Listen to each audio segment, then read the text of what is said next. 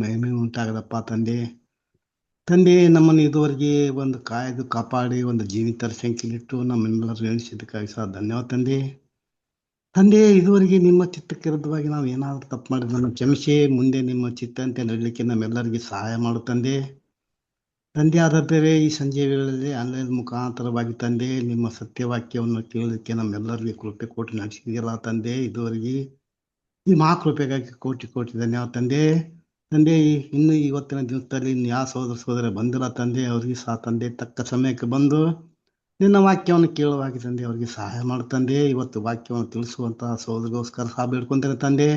ನಿಮ್ಮ ಪವಿತ್ರ ಆತ್ಮನ ಸಹಾಯದಿಂದ ನಮ್ಮೆಲ್ಲರಿಗೆ ನಿನ್ನ ವಾಕ್ಯವನ್ನು ತಿಳಿಸುವ ಹಾಗೆ ಸಹಾಯ ಮಾಡು ತಂದೆ. ಆದಿಯಿಂದ ಅಂತ್ಯದವರೆಗೂ ನಿಮ್ಮ ಪ್ರಸನ್ನತೆ ಕೂಟದಲ್ಲಿದ್ದು ತಂದೆ, ಕೂಟವನ್ನು ನಡೆಸಿಕೊಡು. ಇದುವರೆಗೆ ನನ್ನ ಪ್ರಾರ್ಥನೆ ಕೇಳಿದಕ್ಕಾಗಿ ಸಹ ಧನ್ಯವಾದ ತಂದೆ. ಈ ಚಿಕ್ಕ ಪ್ರಾರ್ಥನಾ ನಮ್ಮೆಲ್ಲರ ರಕ್ಷಕನು, ನಮ್ಮೆಲ್ಲರ ಒಡೆಯನು, ನಿಮ್ಮ ಪ್ರೀತಿಯ ಒಬ್ಬನೇ ಮಗನಾದ ಯೇಸು ಕ್ರಿಸ್ತನ ನಾಮದಲ್ಲಿ ಬಿಡುತ್ತೇನೆ ತಂದೆ. ಆಮೇನ್. ಆಮೇನ್. Thank you brother. ಸೊ ಇವತ್ತು ಸಹೋದರರೇ ಆ ದೇವದರ್ಶನ ಕೂಡ ಪಾಠ ಇರ್ತದೆ. ಯಾಕಂದ್ರೆ ಮುಂದಿನ ಇದರಲ್ಲಿ ದಿವಸದಲ್ಲಿ ನಮ್ಮ ಬ್ರದರ್ ರಿಚರ್ಡ್ ಅವರು ಅವತ್ತು ಗುರುವಾರ ಅವ್ರು ಬರ್ತಾರೆ, ಶುಕ್ರವಾರ ಅವ್ರು ಬಂದು ಮಾಡ್ತಾರೆ. ಆದ್ರಿಂದ ಇವತ್ತಿಗೆ ಒಂದು ಚಿಕ್ಕ ಬದಲಾವಣೆ ನಾನು ಈ ಟ್ಯಾಬರ್ನಾಕಲ್ ಸ್ಟಡೀಸು ತಗೊಂತಾ ಇದ್ದೀನಿ. ಸಹೋದರ ಸಹೋದರಿಯರೇ, ಹೋದ ವಾರ ನಾವು ನೋಡಿದಂತ ಪಾಠ ಏನಂತ ಹೇಳಿದ್ರೆ ಈ ಪ್ರೆಸೆಂಟ್ ಆಲ್ಟರ್ ಅಂತ ನೋಡ್ತೀವಿ. ಏನಂತ ಕೇಳಿದ್ರೆ ಸಹೋದರ ಸಹೋದರಿಯರೇ, ಇದು ಯಜ್ಞ ವೇದಿ ಅಂತ ನಾವು ನೋಡಿದ್ದೀವಿ. ಸೊ ಇಲ್ಲಿಗೆ ನಾವು ಪಾಠ ಈ ಒಂದು ಯಜ್ಞ ವೇದಿ ಅಂತ ಬರುವಾಗ, ಆಲ್ಟರ್ ಅಂತ ಬರುವಾಗ, ಅದು ಅನೇಕ ವಿಷಯಗಳು ಅದರ ಒಳಗೆ ಇರೋದ್ರಿಂದ ನಾವು ಒಂದೊಂದು ಭಾಗವಾಗಿ ಒಂದೊಂದು ವಿಷಯವನ್ನು ಅದನ್ನ ಧ್ಯಾನ ಮಾಡಕ್ಕೆ ನೋಡೋಣ. ಯಾಕಂದ್ರೆ ಮೊದಲನೇ ಭಾಗ ಬಂದು ನಾವು ಅದರ ಬಗ್ಗೆ ಅದರ ಕಟ್ಟಮಾನಗಳು ಹೆಂಗಿತ್ತು ಅಂತ ಕೂಡ ನಾವು ನೋಡಿದೀವಿ. ಇವಾಗ ಅದನ್ನ ನಾವು ಕೆಲವು ಪ್ರಶ್ನೆಗಳು, ನಿಮ್ಮ ಒಂದು ಕ್ವಶನ್ ಸೆಷನ್ ಏನಂತ ಹೇಳಿದ್ರೆ ಕೆಲವು ಪ್ರಶ್ನೆಗಳಿದೆ, ಆ ಪ್ರಶ್ನೆಗಳನ್ನ ಕೇಳ್ಕೊಂಡು ಆಮೇಲೆ ನಾವು ಪಾಠದ ಒಳಗೆ ಹೋಗ್ಬಿಡೋಣ. ಸಹೋದರ ಸಹೋದರಿಯರೇ, ಫಸ್ಟ್ ಸಹೋದರ ಸಹೋದರಿಯರೇ, ಯಾರು ಗೊತ್ತಿದೆಯೋ ಅವರು ಯಾರು ಕೇಳಿದ್ಯೋ ಅದನ್ನ ದಯವಿಟ್ಟು ಅದಕ್ಕೆ ಆನ್ಸರ್ ಮಾಡ್ಬೇಕು, ಉತ್ತರ ಕೊಡ್ಬೇಕು ಅಂತ ಕೇಳ್ತಾ ಇದ್ದೀನಿ. ಈ ದೇವದರ್ಶನ ಗುಡಾರದಲ್ಲಿ ಈ ಯಜ್ಞವೇದಿ ಯಾವ ಭಾಗದಲ್ಲಿ ಇತ್ತು ಅಂತ ಹೇಳ್ತೀರಾ? ಎಲ್ಲಿತ್ತು, ಎಲ್ಲಿ ಇದನ್ನ ಇಕ್ಕಿದ್ರು? ದೇವದರ್ಶನ ಅಂತ ಹೇಳಿದ್ರೆ ಈ ದೇವದರ್ಶನ ಗುಡಾರ ಪಾಠದಲ್ಲೇ ಈ ಒಂದು ಯಜ್ಞವೇದಿ ಆಲ್ಟರ್ ಎಲ್ಲಿತ್ತು? ಮೊದಲನೇ ಬಾಗಿಲು ಹೋದ ತಕ್ಷಣ ಒಳಗಡೆ ಹೋಗುವಾಗ ಸಿಗುತ್ತೆ. ಆಗಿರುವಾಗ ಕ್ಲಿಯರ್ ಆಗಿ ನಾವು ನೋಡ್ಬೇಕು. ಯಾಕಂದ್ರೆ ಅದು ಎಲ್ಲಿತ್ತು ಅಂತ ಹೇಳಿದ್ರೆ ನಾವು ಮೊದಲನೇ ಬಾಗಿಲು ಒಳಗೆ ಹೋಗುವಾಗ ಅದು ಮೊದಲು ಅಲ್ಲಿ ಹಾಕಿದ್ರು ಅಂತ. Fine sir. ಈಗಿರುವಾಗ ಸಹೋದರ ಸಹೋದರರೇ, ಮುಂಚೆನೆ ನಾನು ವಾಕ್ಯ ಕೂಡ ಓದಿದೀವಿ. ಇದು ಮಾಡ್ಬೇಕು ಅಂತ ಕೇಳಿದ್ರೆ ಮೊದಲು ಯಾವ ಒಂದು ವಸ್ತುದಲ್ಲಿ ಮಾಡಿದ್ರು? ಇದು ಯಾವ ವಸ್ತುದಲ್ಲಿ ಮಾಡಿದ್ರು? ಯಾವ ಒಂದು ಕಾರ್ಯದಲ್ಲಿ, ಯಾವ ಒಂದು ವಿಷಯಗಳನ್ನ, ಯಾವ ಒಂದು ವಿಷಯನ ಇಟ್ಕೊಂಡು ಇವೆಲ್ಲ ಮಾಡಿದ್ರಿ ಅಂತ ಹೇಳಿದ್ರೆ ಏನೆಲ್ಲ ವಸ್ತುಗಳನ್ನ ಇದನ್ನ ಇಟ್ಟು ಈ ಒಂದು ಯಜ್ಞವೇದಿಯನ್ನ ಮಾಡಿದ್ರು? ತಾಮ್ರದಿಂದ ಮಾಡಿದ್ರು. ತಾಮ್ರನ ಇಲ್ಲ, ಯಜ್ಞವೇದಿಯನ್ನು ಜಾಲಿ ಮರದಿಂದ ಮೊದಲು ಜಾಲಿ ಮರದಲ್ಲಿ ಮಾಡಿದ್ರು. ಕರೆಕ್ಟು. ಆ ಜಾಲಿ ಮರದಲ್ಲಿ ಮಾಡ್ಬಿಟ್ಟು ಆ ಒಂದು ತಾಮ್ರದ ತಗಡದಲ್ಲಿ ಅದನ್ನ ಮುಚ್ಚಿದ್ರು. ತಾಮ್ರನ ಪಿತ್ತಳನ? ತಾಮ್ರ. ತಾಮ್ರ. ಯಾಕೆ ತಾಮ್ರದಲ್ಲಿ ಇತ್ತು? ಅದು ಪರಿಪೂರ್ಣ ಮನುಷ್ಯನ, ಮಾನವನನ್ನ ಸೂಚಿಸುತ್ತೆ. ತಗಡುಗಳನ್ನು ಇದ್ರು, ಅದು ತಾಮ್ರದ ತಗಡುಗಳನ್ನು ಹೌದು, ತಾಮ್ರದ ತಗಡುಗಳು ಅದನ್ನ ಇಟ್ಟಿದ್ರು ಅಂತ ನೋಡ್ತೀವಿ. ಸಹೋದರ ಸಹೋದರರೇ, ಸರಿ, ಕರೆಕ್ಟ್ ಆಗಿ ಹೇಳಿದ್ರಿ. ಆ ತಾಮ್ರದ ತಗಡುಗಳನ್ನ ಇಟ್ಟು ಅದು ಮಾಡಿದ್ರು ಎಲ್ಲ ವಿಷಯನ. ಹೀಗೆ ಯಾಕೆ ತಾಮ್ರದಲ್ಲಿ ಮಾಡಿದ್ರು ಅಂತ ಹೇಳುವಾಗ ಈ ಯಜ್ಞವೇದಿ ಬಹಳ ಮುಖ್ಯವಾಗಿ ತಾಮ್ರದಲ್ಲಿ ಇಡಬೇಕಾಗಿರುವ ಅವಶ್ಯಕತೆ ಏನಿತ್ತು ಅಂತ ಹೇಳಿದ್ರೆ ಸೂಚನೆ ಬಂದು ಆತ್ಮೀಯವಾಗಿರುವ ಕಾರ್ಯಗಳು ನೀವು ಹೇಳಿದ್ದು ರೈಟು. ಯಾಕಂತ ಕೇಳಿದ್ರೆ 100% ನೀವು ಹೇಳೋದು ರೈಟು. ಆದ್ರೆ ಈ ಒಂದು ಏನ್ರಿ, ಈ ಲೋಗವನ್ನು, ಈ ಮೆಟಲ್ ಅನ್ನು ಅದರಲ್ಲಿ ಉಪಯೋಗ ಮಾಡೋದಕ್ಕೆ ಕಾರಣ ಏನಿತ್ತು ಅಂತ ಕೇಳಿದ್ರೆ, ಅದರ ಆತ್ಮೀಯ ರೂಪದಲ್ಲಿ ಅದನ್ನ ಅರ್ಥ ಕರೆಕ್ಟು ಏನಂದ್ರೆ, ಅದು ಒಂದು ಈಡುಬಳಿಗೆ ಅಂತ ಹೇಳಿದ್ರೆ ಒಂದು ಪರಿಪೂರ್ಣ ಮನುಷ್ಯನಿಗೆ ಅದು ಹೋಲಿಕೆ ಆಗ್ತದೆ, ಫೈನ್. ಆದ್ರೆ ಯಾತಕ್ಕೆ ಆ ಒಂದು ತಾಮ್ರದಲ್ಲಿ ಉಪಯೋಗ ಮಾಡ್ತಾ ಇದ್ರು? ಅದ್ರ ಮೇಲೆ ಡಸ್ಟ್ ಕೂತ್ಕೊಂಡ್ರು ಅಥವಾ ಇದು ಕಲೆಗಳು ಕೂತ್ಕೊಂಡ್ರು ಅದನ್ನ ತೊಳೆದ್ರೆ ಮತ್ತೆ ಅದು ನೀವು ಹೇಳೋದು ಬಂದು ಆತ್ಮೀಯ ರೀತಿಯಲ್ಲಿ. ಇನ್ನೊಂದು ವಿಷಯ ಏನಂತ ಹೇಳಿದ್ರೆ ಸೋದರ ಸೋದರಿಯರೇ, ಈ ತಾಮ್ರ ಬಂದು ಇದರ ಒಂದು ಪವರ್ಫುಲ್ ಅಂತ ಹೇಳಿದ್ರೆ, ಇದರ ಒಂದು ಶಕ್ತಿ ಏನಂತ ಹೇಳಿದ್ರೆ, ಎಷ್ಟೇ ಬೆಂಕಿ ಅದನ್ನ ಹಾಕಿದ್ರೆ ಕೂಡ ಇದೇನಾಗಲ್ಲ ಅಂತ ಕೇಳಿದ್ರೆ ಸೋದರ ಸೋದರಿಯರೇ, ಕರ್ಗೋಗಲ್ಲ, ಬೆಂಡ್ ಆಗಲ್ಲ ಅಂತ ಹೇಳಿದ್ರೆ ಅದರ ಒಂದು ಡೆಂಟು. ಇವಾಗ ನೋಡ್ರಿ, ಫಾರ್ ಎಕ್ಸಾಂಪಲ್ ಒಂದು ಏನಂತ ಹೇಳಿದ್ರೆ, ಒಂದು ಪಿತ್ತಾಳೆ ಇದಕ್ಕೆ ಉಪಯೋಗ ಮಾಡಿದ್ದಾರೆ ಅಂತ ಇಂಗ್ಲಿಷ್ ಅಲ್ಲಿ ಬರ್ದಿರ್ತಾರೆ.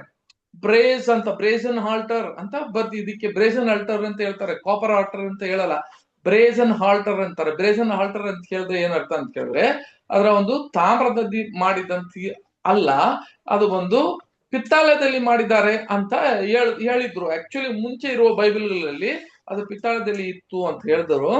ಆದ್ರೆ ಆಮೇಲೆ ಕಂಡು ಹಿಡಿದ್ಬಿಟ್ಟು ಅದನ್ನ ಅನೇಕ ವಿಷಯಗಳನ್ನ ಸ್ಟಡಿ ಮಾಡ್ಬಿಟ್ಟು ಅದು ಪಿತ್ತಾಳ ಅಲ್ಲ, ತಾಮ್ರ ಅಂತ ಅದನ್ನ ಡಿಸೈಡ್ ಮಾಡಿತ್ತು. ಯಾತಕ್ಕೆ ಅಂತ ಕೇಳಿದ್ರೆ, ಅದರ ಒಂದು ಬೆಂಕಿ ಇಡುವಾಗ, ಸುಡುವಾಗ ಅದರ ಎಷ್ಟು ಡಿಗ್ರಿ ಅಂತ ಕೇಳಿದ್ರೆ 1982 ಡಿಗ್ರಿ ತನಕ ಇದು ಉರ್ಕೊಂಡೇ ಇರ್ಬೇಕು. ಹಾಗಿರುವಾಗ ಯಾವುದೇ ಆಗ್ಲಿ ಒಂದು ಏನ್ರಿ ಕಬ್ಣ ಆಗ್ಲಿ ಅಥವಾ ಯಾವ್ದೋ ಬೇರೆ ಲೋಗಗಳು ಪಿತ್ತಾಳೆ ಆಗಿದ್ರೆ ಅದು ಹಂಗೇ ಅದನ್ನ ಮೆಲ್ಟ್ ಆಗ್ತಾ ಇತ್ತು. ಯಾಕಂತ ಕೇಳಿದ್ರೆ ಇದನ್ನ ಮಿಕ್ಸ್ಚರ್ ಮಾತ್ರ, ಪಿತ್ತಾಳ ಬಂದು ಡಬಲ್ ಮಿಕ್ಸ್ ಆಗಿರೋದು ನೋಡ್ತೀವಿ ಅಲ್ವಾ, ಅದನ್ನ ಏನಾಗಿದೆ ಮಿಕ್ಸ್ ಆಗಿರೋದು ನೋಡ್ತೀವಿ. ಏನು ಅಂತ ಕೇಳಿದ್ರೆ ಅದು ಜಿಂಕ್ ಅಂತ ಕೇಳಿದ್ರೆ ಲೆಡ್ ಅಂತ ಹೇಳ್ತಾರೆ. ಅದು ಸಿಲ್ವರ್ ಅಂದ್ರೆ ಅದಕ್ಕೆ ಏನ್ ಹೇಳ್ತಾರೆ ಅಂತ ಗೊತ್ತಾ ಏನ್ರಿ, ಅಲ್ಯೂಮಿನಿಯಂ ಇದೆಯಲ್ಲ, ಅಲ್ಯೂಮಿನಿಯಂ ಆಮೇಲೆ ಯಾವ್ದ್ರಿ ಕಾಪರ್, ಎರಡು ಮಿಕ್ಸ್ ಮಾಡಿರೋದೇ ಪಿತ್ತಾಳ. ಆದ್ರೆ ಅದು ಏನಾಗುತ್ತೆ ಅಂತ ಹೇಳಿದ್ರೆ ಸೋದರ ಸೋದರಿ, ತಂದೆಯ ದೇವರು ಅದನ್ನ ಒಪ್ಕೊಳ್ಳೋದಿಲ್ಲ.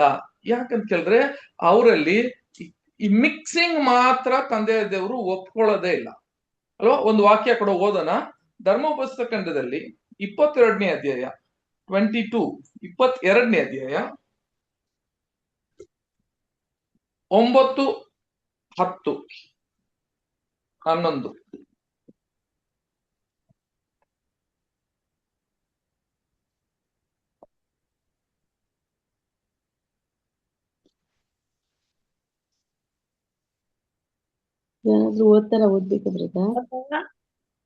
ದ್ರಾಕ್ಷೆ ತೋಟಗಳಲ್ಲಿ ಬೇರೆ ವಿಧವಾದ ಬಿತ್ತನೆ ಮಾಡಬಾರದು. ಹಾಗೆ ಮಾಡಿದರೆ ಆ ಬೆಳೆಯು ಮತ್ತು ದ್ರಾಕ್ಷಿಯ ಬೆಳೆಯು ಅಂತೂ ಆ ತೋಟದ ಎಲ್ಲಾ ಬೆಳೆಯು ದೇವರದಾಗುವುದು. ಎತ್ತನ್ನು ಕತ್ತೆಯನ್ನು ಜೊತೆ ಮಾಡಿ ನೇಗಿಲಿಗೆ ಕಟ್ಟಬಾರದು. ನಾರು ಉಣ್ಣೆಯು ಕೂಡಿರುವ ಬಟ್ಟೆಯನ್ನು ಹಾಕಿಕೊಳ್ಳಬಾರದು. ಈಗ ಆ ತರ ಬಂದು ಮಿಕ್ಸ್ ಅಡಲ್ಟ್ರೇಷನ್ ಅಂತ ಹೇಳ್ತಾರೆ. ಇದಕ್ಕೆ ಅಡಲ್ಟ್ರೇಷನ್ ಮಾತ್ರ ತಂದೆ ದೇವರು ಯಾವಾಗೂ ಒಪ್ಪೋದೇ ಇಲ್ಲ. ಎರಡನ್ನ ಏನ್ ಮಾಡ್ಬೇಕು, ಮಿಕ್ಸ್ ಮಾಡಿ ಮಾಡೋದಕ್ಕೆ ಒಪ್ಪಿಕೊಳ್ಳೋದೇ ಇಲ್ಲ. ಅದೇ ತರ ತಂದೆ ದೇವರು ಇಲ್ಲಿ ಕೂಡ ಆ ಪಿತ್ತಾಳೆ ಅಲ್ಲಿಗೆ ಉಪಯೋಗ ಮಾಡಿಲ್ಲ, ಯಾಕಂದ್ರೆ ಅದು ಮಿಕ್ಸ್ ಇರ್ತದೆ. ಅದೇ ತರ ಇನ್ನೊಂದು ರೀಸನ್ ಏನಂತ ಕೇಳಿದ್ರೆ ಸೋದರ ಸೋದರರೇ, ಈ ಯಜ್ಞ ವೇದಿ ಏನಾಗ್ಬೇಕಂತ ಕೇಳಿದ್ರೆ ಅದನ್ನ ಯಾವಾಗ ಏನಾಗ್ಬೇಕಂತೆ, ಅದು ಉರಿತಾನೇ ಇರ್ಬೇಕಂತೆ. ಇನ್ನೊಂದು ವಾಕ್ಯ ಕೂಡ ಓದೋಣ, ಇದು ಯಾಜಕಕಾಂಡದಲ್ಲಿ 6ನೇ ಅಧ್ಯಾಯ 12, 13.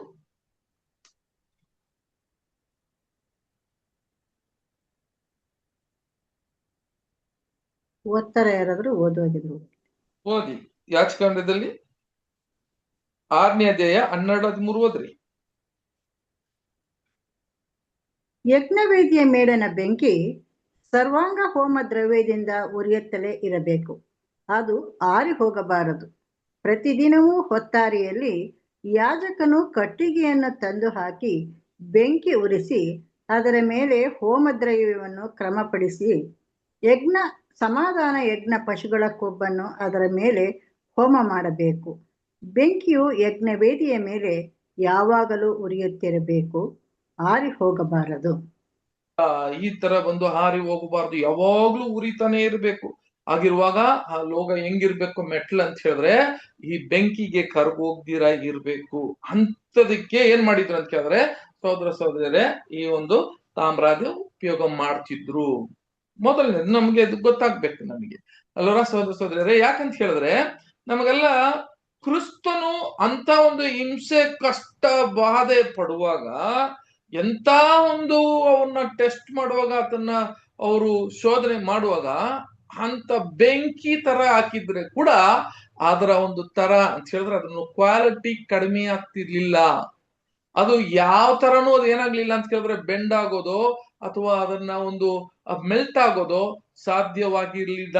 ಇಂಥ ಒಂದು ಲೋಗೋ ಹೆಂಗಿದೆಯೋ ಅದೇ ತರ ಕ್ರಿಸ್ತನ ಕೂಡ ಅಂತ ನಾವು ನೋಡ್ತೀವಿ. ಅದಕ್ಕೆ ಇದನ್ನ ಸೂಚನೆ ಆಯ್ತು. ಇನ್ನೊಂದು ವಿಷಯ ಕೂಡ ಏನಪ್ಪಾ ಅಂತ ಕೇಳಿದ್ರೆ, ನಮಗೆಲ್ಲ ಗೊತ್ತಿದ್ದಂಗೆ ಗೋಲ್ಡ್ ಅಂತ ಹೇಳುವಾಗ ಚಿನ್ನ ಎಲ್ಲಿಂದ ತೆಗಿತಾರೆ? ಭೂಮಿಯಿಂದ. ವೆರಿ ಗುಡ್, ಭೂಮಿಯಿಂದ ತೆಗಿತಾರೆ ಚಿನ್ನ. ಆಮೇಲೆ ಕಬ್ಬಣ ಎಲ್ಲಿಂದ ತೆಗಿತಾರೆ?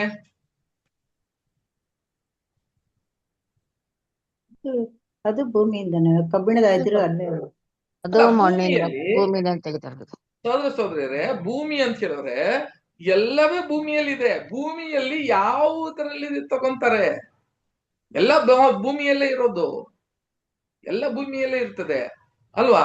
ಆದ್ರೆ ಭೂಮಿಯಲ್ಲಿ ಯಾವ ಒಂದು ವಸ್ತುದಲ್ಲಿ ಆ ಚಿನ್ನವನ್ನು ತೆಗಿತಾರೆ, ಕಬ್ಬಣವನ್ನು ತೆಗಿತಾರೆ, ಈ ತಾಮ್ರವನ್ನು ತೆಗಿತಾರೆ, ಅಥವಾ ಸಿಲ್ವರ್ ಅಂತ ಹೇಳ್ತಾರೆ. ಆ ಸಿಲ್ವರು ಅದನ್ನ ಎಲ್ಲಿಂದ ತೆಗಿತಾರೆ?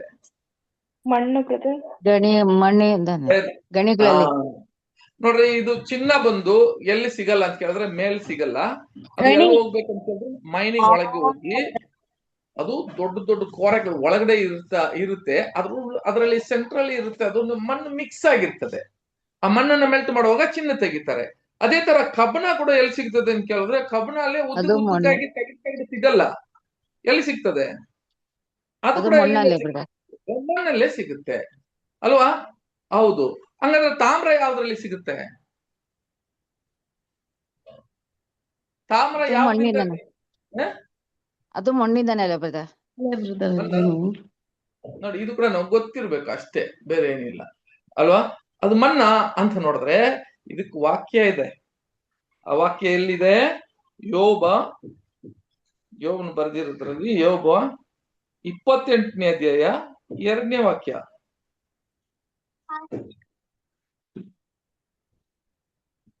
ಕಬ್ಬಿಣವನ್ನು ಭೂಮಿಯಿಂದ ತೆಗೆಯುತ್ತಾರೆ, ಕಲ್ಲನ್ನು ಕರಗಿಸಿ ತಾಮ್ರವನ್ನು ತೆಗೆಯುತ್ತಾರೆ.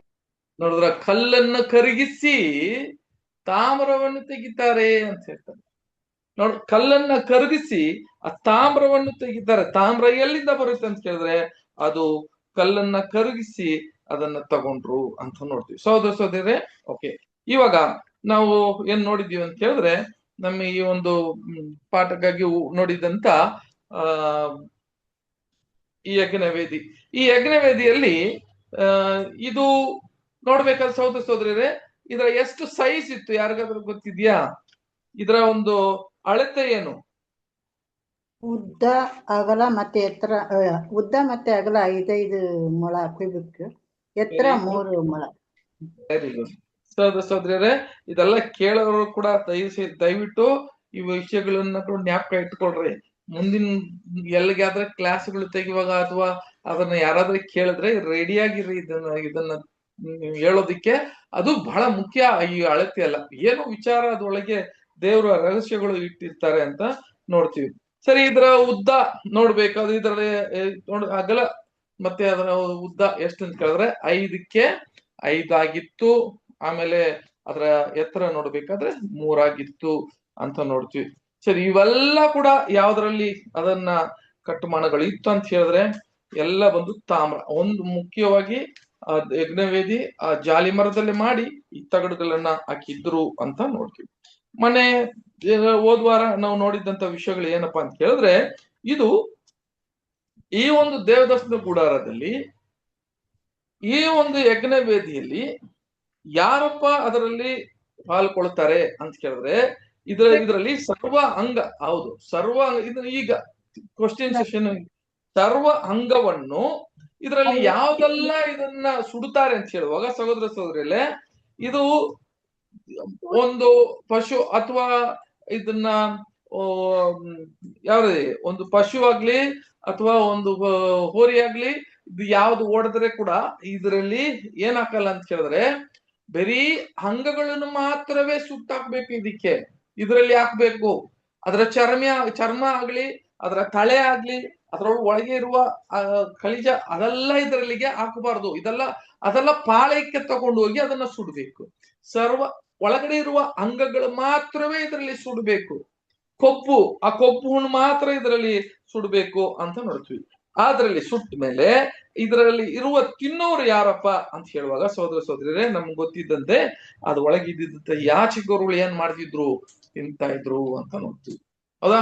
ಸರಿ, ಹಂಗಾದ್ರೆ ನಮಗೆ ಆತ್ಮೀಯವಾಗಿ ಇರುವ ಯಜ್ಞವೇದಿ ಯಾರಪ್ಪ ಅಂತ ನಾನು ಹೇಳದ್ನಲ್ಲ. ಈಗ ನೋಡ್ರಿ, ಅದರಲ್ಲಿ ಅದನ್ನ ಸುಟ್ಟಿದ ಮೇಲೆ ಅದರಲ್ಲಿ ತಿನ್ಬೇಕಾಗಿದ್ರೆ ಅದನ್ನ ಅವರಿಗೆ ತಿನ್ನುವ ಒಂದು ಜೀವ ಕೊಡುವ ಒಂದು ಪದಾರ್ಥವಾಗಿ ಅದಿತ್ತು ಅವರಿಗೆ. ಅವಾಗ ಅದ್ರ ಒಳಗೆ ಇದ್ದವರು ಅದನ್ನ ತಿಂತಾ ಇದ್ರು, ಆ ಯಾಚಕರು ತಿಂತಾ ಇದ್ರು. ಆದ್ರೆ ಸಹೋದರ ಸಹೋದರಿ, ನಮಗೆ ಅಂತ ಬರುವಾಗ ನಮಗೆ ಒಂದು ಯಜ್ಞವೇದಿ ಇದೆ ಅಂತ ಅಪೊಸ್ತಲರು ಹೇಳೋದಂತ ನೋಡ್ತೀವಿ ಅಲ್ವಾ?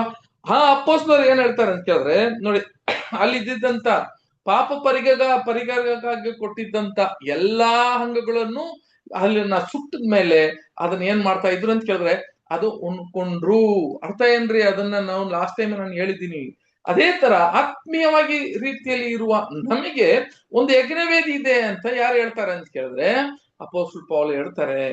ಸಹೋದರ ಸಹೋದರಿಯರೇ, ಈ ಯಜ್ಞವೇದಿ ಬೇರೆ ಯಾರಿಲ್ಲ, ಕ್ರಿಸ್ತನು. ಅದು ಯಾರಿಗೆ ಒಪ್ಪಿಗೆ ಆಗ್ತದೆ ಅಂತ ಕೇಳಿದ್ರೆ ರ್ಯಾನ್ಸಮ್ ಸ್ಯಾಕ್ರಿಫೈಸ್ ಅಂತ ಹೇಳುವಾಗ ಈಡು ಬಲಿಗೆ ಅದರಲ್ಲಿ ಉಪಯೋಗ ಮಾಡಿರುವ ಅದ್ರ ಜಾಲಿಮರ ಆಗ್ಲಿ, ಅದರಲ್ಲಿ ಇದ್ದಂತ ಆ ತಗಡಾಗ್ಲಿ, ಅದರಲ್ಲಿ ಇದ್ದಂತ ಕೊಂಬುಗಳು ಇಟ್ಟಿರೋದಾಗ್ಲಿ, ಅದರೆಲ್ಲ ವಸ್ತುಗಳು ಮಾಡಿರೋ ಒಂದೊಂದು ವಿಷಯನು ಪ್ಯೂರ್ ಅಂಡ್ ಪ್ಯೂರ್ ಏನಂತ ಹೇಳಿದ್ರೆ ಅದು ಏನಂತ ಹೇಳಿದ್ರೆ ಸಹೋದರ ಸಹೋದರಿಯರೇ, ಆತನ ಒಂದು ಈಡು ಬಲಿಗೆ ಅದು ಹೋಲಿಕೆ ಆಗ್ತದೆ.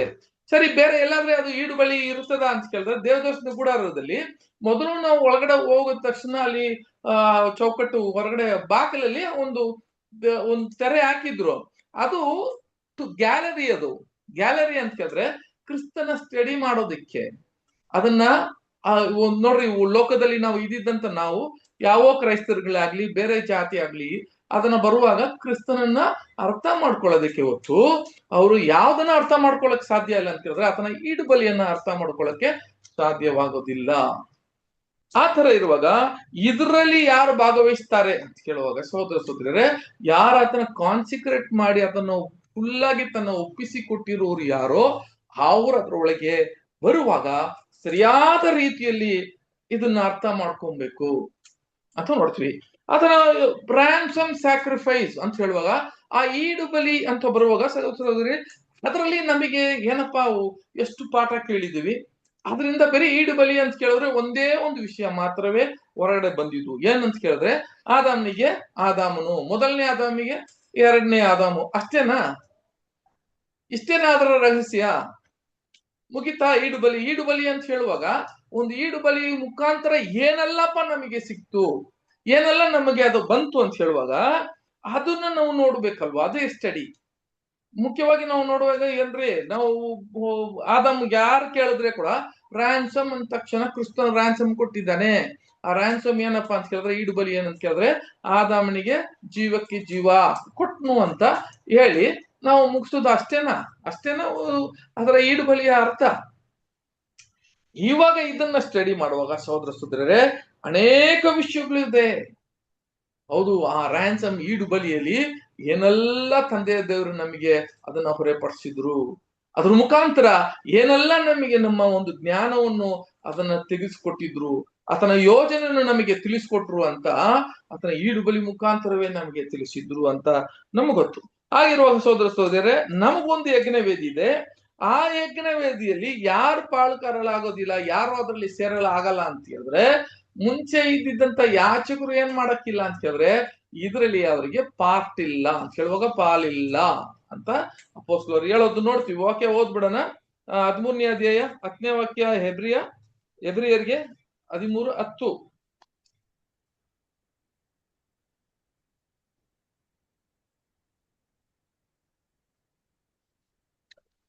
ನಮಗೊಂದು ಯಜ್ಞವೇದಿ ಉಂಟು. ಈ ವೇದಿಯ ಪದಾರ್ಥಗಳನ್ನು ತಿನ್ನುವುದಕ್ಕೆ ಯೆಹೂದ್ಯರ ಗುಡಾರದಲ್ಲಿ ಸೇವೆಯನ್ನು ನಡೆಸುವವರಿಗೆ ಹಕ್ಕಿಲ್ಲ. ನೋಡಿದ್ರ, ಹಂಗಾದ್ರೆ ನಮಗೊಂದು ಯಜ್ಞವೇದಿ ಉಂಟು. ಆ ಯಜ್ಞವೇದಿಯಲ್ಲಿ ಅಲ್ಲಿ ಸೇವೆ ಮಾಡ್ತಿದ್ದಂತ ದೇವದರ್ಶನ ಗುಡಾರಲ್ಲಿ ಮಾಡಿದಂತ ಯಾಚಕರಿಗೆ ಅದಕ್ಕೆ ಹಕ್ಕಿಲ್ಲ ಅಂತ ಹೇಳ್ತಾರೆ. ಹಂಗಾದ್ರೆ ಯಾರಿಗ ಹಕ್ಕು ಅಂತ ಹೇಳಿದ್ರೆ ನೋಡಿ, ಅವರು ಯಾಚಕರೇ. ಈಗ ನಾವು ಕ್ರಿಸ್ತನು ಬಂದ್ರು, ಕ್ರಿಸ್ತನಿಗೆ ಏನ್ ಹೇಳ್ತಾರೆ ಅಂತ ಕೇಳಿದ್ರೆ ಕ್ರಿಸ್ತನು ಕೂಡ ಮಹಾಯಾಜಕನು ಅಂತ ಹೇಳ್ತಾರೆ. ಹೌದು, ನಮಗೆಲ್ಲ ಗೊತ್ತಿದೆ ಕ್ರಿಸ್ತನು ಮಹಾಯಾಜಕನು ಅಂತ ನಾವು ಕರಿತೀವಿ ಅಲ್ವಾ. ಆ ಮಹಾಯಾಜಕನು ಅಂತ ಕರೆಯುವಾಗ ಯಾವ ರೀತಿಯಲ್ಲಿ ಇವರು ಮಹಾಯಾಜಕನಾಗಿ ಇರ್ತಾನೆ ಅಂತ ಹೇಳುವಾಗ, ಇವರು ಆರೋನ ಒಂದು ಯಾವ್ರಿ ಅದರ ಪ್ರಕಾರ ಬರುವ ಅವರು ಮಹಾಯಾಜಕನಲ್ಲ. ಈತನು ಏನಾಗ್ತಾನೆ ಅಂತ ಕೇಳಿದ್ರೆ ಯಾರ ಪ್ರಕಾರ ಬರ್ತಾರೆ ಅಂತ ಕೇಳಿದ್ರೆ ಸಹೋದರ ಸಹೋದರರೇ, ಹೌದು, ಯಾರ ಪ್ರಕಾರ ಬರ್ತಾರೆ ಅಂತ ಕೇಳಿದ್ರೆ ನಮ್ಗೆ ಗೊತ್ತಿದ್ದಂಗೆ ಮೆಲ್ಕಿಸೆಡೆಕಿನ ಒಂದು ಮೊರೆ ಅದರ ಪ್ರಕಾರ ಏನಾಗ್ತಾರೆ ಅಂತ ಕೇಳಿದ್ರೆ ಕ್ರಿಸ್ತನು ಮಹಾಯಾಜಕನಾಗ್ತಾನೆ. ವಾಕ್ಯ ಓದೋಣ. ಅದರಲ್ಲಿ ಹೆಬ್ರಿಯ 5ನೇ ಅಧ್ಯಾಯ 6ನೇ ವಾಕ್ಯ ಓದ್ರಿ. ಹೆಬ್ರಿಯ 5ನೇ ಅಧ್ಯಾಯ 6ನೇ ವಾಕ್ಯ.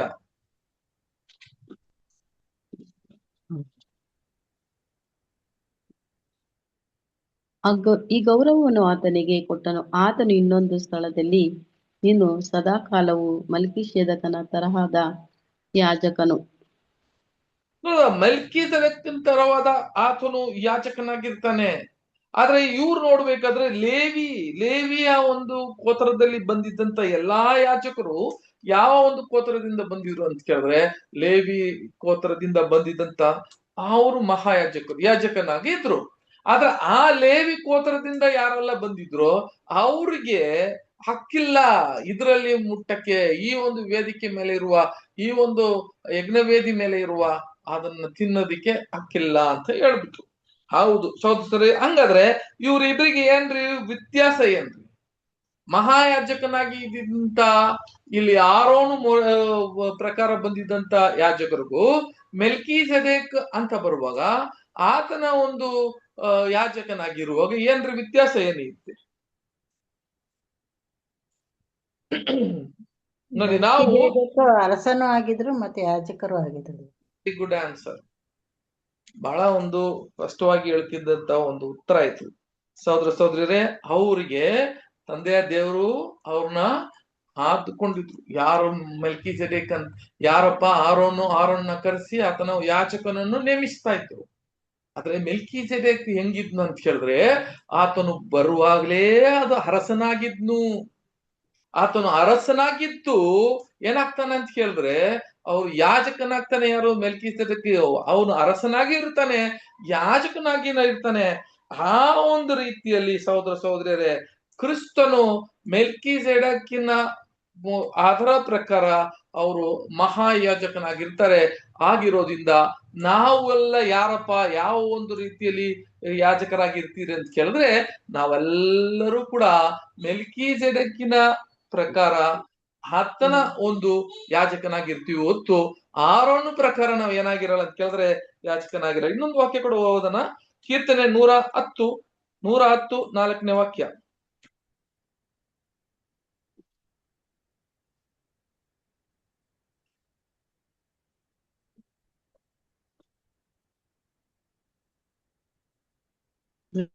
ನೀನು ಸದಾಕಾಲವು ಮೆಲ್ಕಿಜೆದೇಕನ ತರಹದ ಯಾಜಕನು ಎಂದು ಯೆಹೋವನು ಆಣೆಯಿಟ್ಟು ನುಡಿದಿದ್ದಾನೆ, ಪಶ್ಚಾತ್ತಾಪ ಪಡುವುದಿಲ್ಲ.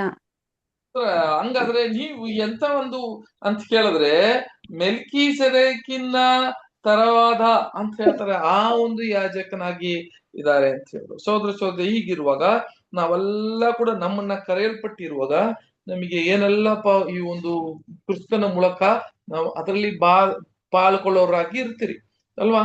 ಅದು ಬ್ರೆಡ್ ಅಂತ ಹೇಳ್ತಾರೆ. ಹೋದ್ವಾರ ನಾನು ಇದನ್ನ ಕ್ಲಿಯರ್ ಆಗಿ ಹೇಳ್ತೀನಿ. ಏನಂತ ಕೇಳಿದ್ರೆ, ಅದರಲ್ಲಿ ಪಾಲುಕೋರವರು ಕ್ರಿಸ್ತನನ್ನು, ಆತನ ಶರೀರವನ್ನು ನಾವು ತಿನ್ನೋದಾಗ್ಲಿ, ಆತನ ರಕ್ತವನ್ನು ಕುಡಿಯೋದಾಗ್ಲಿ, ಆತನ ಶರೀರ ಕುಡಿಯೋದು, ಆತನ ಶರೀರವನ್ನು ತಿನ್ನೋದು, ಆತನ ರಕ್ತವನ್ನು ಕುಡಿಯೋದು, ನಿಜವಾಗಿ ಕುಡಿಯೋದ ರೀತಿಯಲ್ಲಿ ಅಲ್ಲ. ಅದು ಏನಾಗ್ತದೆ ಅಂತ ಕೇಳಿದ್ರೆ, ಆತನ ಮರಣ ಶರೀರವನ್ನು ನಾವು ತಿನ್ನೋದನ್ನುವಾಗ ಆತನ ಮೇಲೆ ಇದ್ದಿದ್ದಂತ ನಮ್ಮ ಕ್ರಿಸ್ತನ ಮೇಲೆ ಇರುವ ಒಂದು ನಿರೀಕ್ಷೆ ಬಹಳ ಮುಖ್ಯವಂತ ನಿರೀಕ್ಷೆ ಇರಬೇಕು. ಯಾವ ಒಂದು ಕಾನ್ಫಿಡೆನ್ಸ್ ಇರ್ಬೇಕಂತ ಕೇಳಿದ್ರೆ, ನಮಗೆ ಆದಾಮನಿಂದ ನಮ್ಮ ಒಂದು ಮಾರ್ಗ ಇಲ್ಲಿ ಚೇಂಜ್ ಆಗುವಾಗ, ನಾವು ಬದಲಾವಣೆ ಆಗುವಾಗ, ಈಗ ನಮ್ಮ ಹೋಪ್, ನಮ್ಮ ನಿರೀಕ್ಷೆ ಯಾಗಿರ್ಬೇಕಂತ ಕೇಳಿದ್ರೆ, ಪುನರ್ತನ ನಾವು ಸತ್ರು ಬದುಕಿದೀವಿ ಅಂತ ಒಂದು ನಿರೀಕ್ಷೆ ನಮ್ಮಲ್ಲಿ, ವಿಶ್ವಾಸ ನಂಬಿಕೆ ದೃಢವಾಗಿರ್ಬೇಕು. ಅದು ಮುಖ್ಯ. ಒಂದು ಉದಾಹರಣೆ ಕೂಡ ಬರೀತಾರೆ. ಎಂತ ಒಂದು ಉದಾಹರಣೆ ಅಂತ ಕೇಳಿದ್ರೆ, ಸಹೋದರ ಸಹೋದರಿಯರೇ, ನಾವೆಲ್ಲ ಏನ್ ನಂಬ್ತೀರಿ ಅಂತ ಕೇಳಿದ್ರೆ, ಒಂದು ಡಾಕ್ಟರ್ ಹತ್ರ ಹೋಗ್ತೀವಿ. ಆ ಡಾಕ್ಟರ್ ಹತ್ರ ಹೋಗಿ ಏನೋ ಒಂದು ವಿಷಯ, ಹೊಟ್ಟೆ ನೋವು ಅಂತ ಹೋಗ್ತೀವಿ, ಅಥವಾ ಒಂದು ತಲೆ ನೋವು ಅಂತ ಹೋಗ್ತೀವಿ. ಆಗ ಡಾಕ್ಟರ್ ಏನು ಮಾಡ್ತಾನೆ ಅಂತ ಹೇಳುವಾಗ ಒಂದು ಮೆಡಿಸಿನ್ ಬರ್ಸಿ ಕೊಡ್ತಾನೆ, ಒಂದು ಮಾತ್ರೆ ಏನೋ ಒಂದು ಬರೆದು ಕೊಡ್ತಾನೆ. ಆ ಮಾತ್ರೆಯ ಒಳಗೆ ಏನಿದೆ ಅಂತ ನಾವು ನೋಡೋದೇ ಇಲ್ಲ ಸಹೋದರ ಸಹೋದರಿ ಅಲ್ವಾ. ಆ ಮಾತ್ರೆ ಒಳಗೆ ಏನಿದೆ, ಅದ್ರೊಳಗೆ ಅವನು ಕೊಡುವ ಆ ಒಂದು ಏನ್ರಿ ಅದು ಮಿಕ್ಸರು, ಏನೋ ಒಂದು ಟಾನಿಕ್ ಏನೇ ಕೊಟ್ರ ಕೂಡ ನಾವು ಅದನ್ನ ನೋಡೋದೇ ಇಲ್ಲ. ಅದ್ರೊಳಗೆ ಏನಿದೆ, ಏನೆಲ್ಲ ಆಯ್ತು ಅಂತ ನೋಡೋದೇ ಇಲ್ಲ.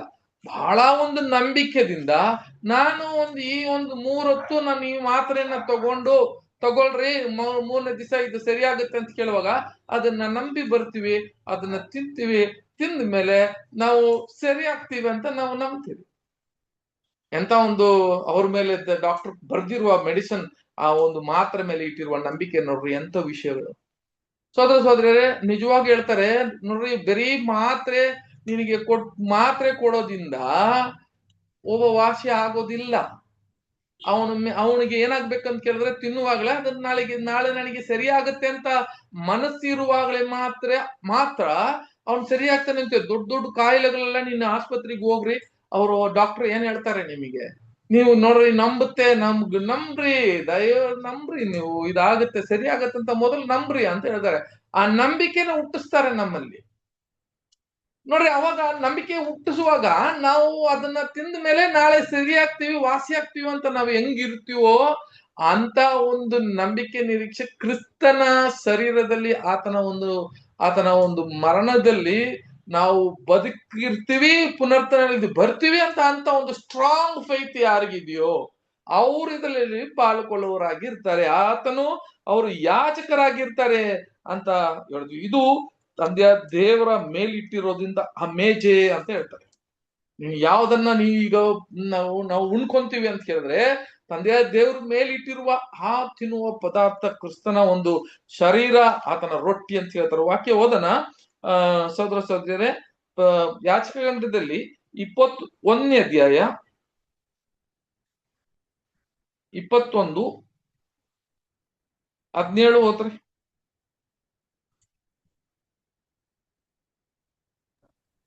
ನಿನ್ನ ಸಂತತಿಯವರ ಎಲ್ಲ ತಲಾಂತರಗಳಲ್ಲಿಯೂ ಯಾವ ಅಂಗಹೀನನು ದೇವರ ಆಹಾರವನ್ನು ಸಮರ್ಪಿಸುವುದಕ್ಕೆ ಸನ್ನಿಧಿಗೆ ಬರಬಾರದು.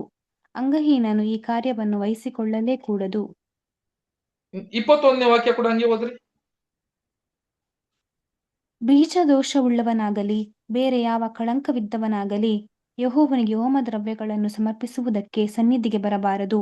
ಅಂಥವನು ದೇಹದಲ್ಲಿ ದೋಷವಿರುವುದರಿಂದ ದೇವರ ಆಹಾರವನ್ನು ಸಮರ್ಪಿಸಲೇಬಾರದು.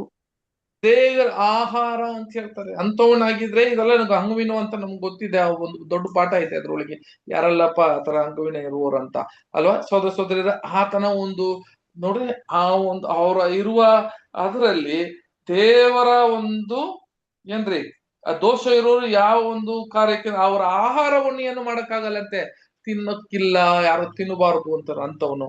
ಅದೇ ತರನೇ ಕ್ರಿಸ್ತನ ಒಂದು ಶರೀರ ಅಂತ ಹೇಳುವಾಗ, ಕ್ರಿಸ್ತನ ಒಂದು ಅದರಲ್ಲಿ ನಾವು ಪಾಲ್ಕೊಳ್ಳೋರಾಗಿರುವಾಗ ಅದು ಕ್ರಿಸ್ತನ ಶರೀರ, ಆತನ ಮರಣ ನಮಗೆ ಏನಾಗಿದೆ ಅಂತ ಕೇಳಿದ್ರೆ, ನಮಗೆ ದೇವರು ಕೊಟ್ಟಿರುವ ಆಹಾರವು. ಅದಕ್ಕೆ ಕ್ರಿಸ್ತನ ಏನ್ ಹೇಳ್ತಾನೆ ಅಂತ ಕೇಳಿದ್ರೆ, ಸಹೋದರ ಸಹೋದರಿಯರೇ, ಆ ಸೈತಾನನ್ನು ಅವರಿಗೆ ಶೋಧನೆ ಮಾಡುವಾಗ, ಮನುಷ್ಯ ಬರೀ ಏನಾಗಲ್ಲ ಅಂತ ಕೇಳಿದ್ರೆ ರೊಟ್ಟಿಯಿಂದ ಮಾತ್ರ ಬದುಕಿರಲ್ಲ ಅಂತ ಹೇಳ್ತಾರೆ. ದೇವರು ವಾಕ್ಯ, ಆ ವಾಕ್ಯದ ಉಣ್ಕೊಳ್ಳೋದು ಅಲ್ವಾ.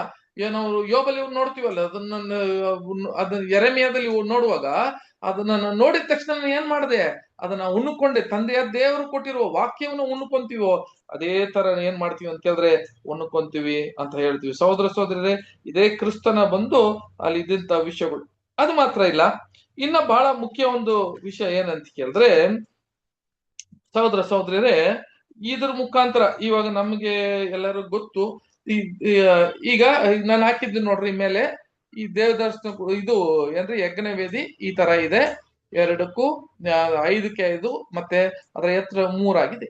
ಅದರ ತಟ್ಟುಗಳು ಅಲ್ಲಿ ಇದ್ದಿದ್ದಂತ ವಿಷಯಗಳು ಹೋದ್ವಾರ ಕೂಡ ಇದನ್ನ ತೋರ್ಸ್ಬೇಕಾಗಿತ್ತು. ಅದು ಯಜ್ಞವೇದಿ ಬೇರೆ ಬೇರೆ ಇದ್ರೆ ಕೂಡ ಅದರಲ್ಲಿ ಇದ್ದಿದ್ದಂತ ಏನ್ರಿ ಆ ಮುಳ್ಳು ಅಂತ ಹೇಳುವಾಗ ಅದು, ಆಮೇಲೆ ಆ ಒಳಗಡೆ ಇದ್ದಂತ ವಸ್ತುಗಳು ಚಿಕ್ಕ ಚಿಕ್ಕ ಕಿಣ್ಣುಗಳು ಎಲ್ಲ ಇದೆಯಲ್ಲ, ಅದೆಲ್ಲ ಕೂಡ ಬಹಳ ಮುಖ್ಯ. ಅದರಲ್ಲಿ ಕೂಡ ಒಂದು ಪಾಠ ಇದೆ, ಯಾತಕ್ಕೆ ಅದನ್ನೆಲ್ಲ ಕೂಡ ತಾಮ್ರದಲ್ಲಿ ಮಾಡಿಸಿದ್ರು ಅಂತ ನಾವು ನೋಡ್ತೀವಿ. ಸರಿ, ಈಗ ಬರುವಾಗ ಸ್ಕ್ವಯರ್ ಅಂತ ಹೇಳುವಾಗ ಸಹೋದರ ಸಹೋದರರೇ, ಈಗ ಈ ಒಂದು ಯಜ್ಞವೇದಿ ಯಾವ ಒಂದು ಶೇಪ್ ಅಲ್ಲಿ ಇತ್ತು ಅಂತ ಹೇಳುವಾಗ, ಯಾವ ಶೇಪ್ ಅಲ್ಲಿ ಇತ್ತು ಗೊತ್ತಾ? 5ಕ್ಕೆ 5 ಅಂತ ಹೇಳುವಾಗ, 5ಕ್ಕೂ 5 ಅಂತ ಹೇಳುವಾಗ ಏನ್ ಶೇಪ್ ಅಲ್ಲಿ ಬಂದಿರ್ತದೆ ಇದು? ಇಂಗ್ಲಿಷ್ ಅಲ್ಲಿ ಹೇಳ್ರಿ. 5ಕ್ಕೂ 5 ಅಂತ ಬರುವಾಗ ಏನ್ ಶೇಪ್ ಅಲ್ಲಿ ಇರ್ತದೆ ರೀ ಅದು? ಸ್ಕ್ವಯರ್. ಸ್ಕ್ವಯರ್ ಏನ್ ಹೇಳ್ತಾರೆ ಕನ್ನಡದಲ್ಲಿ?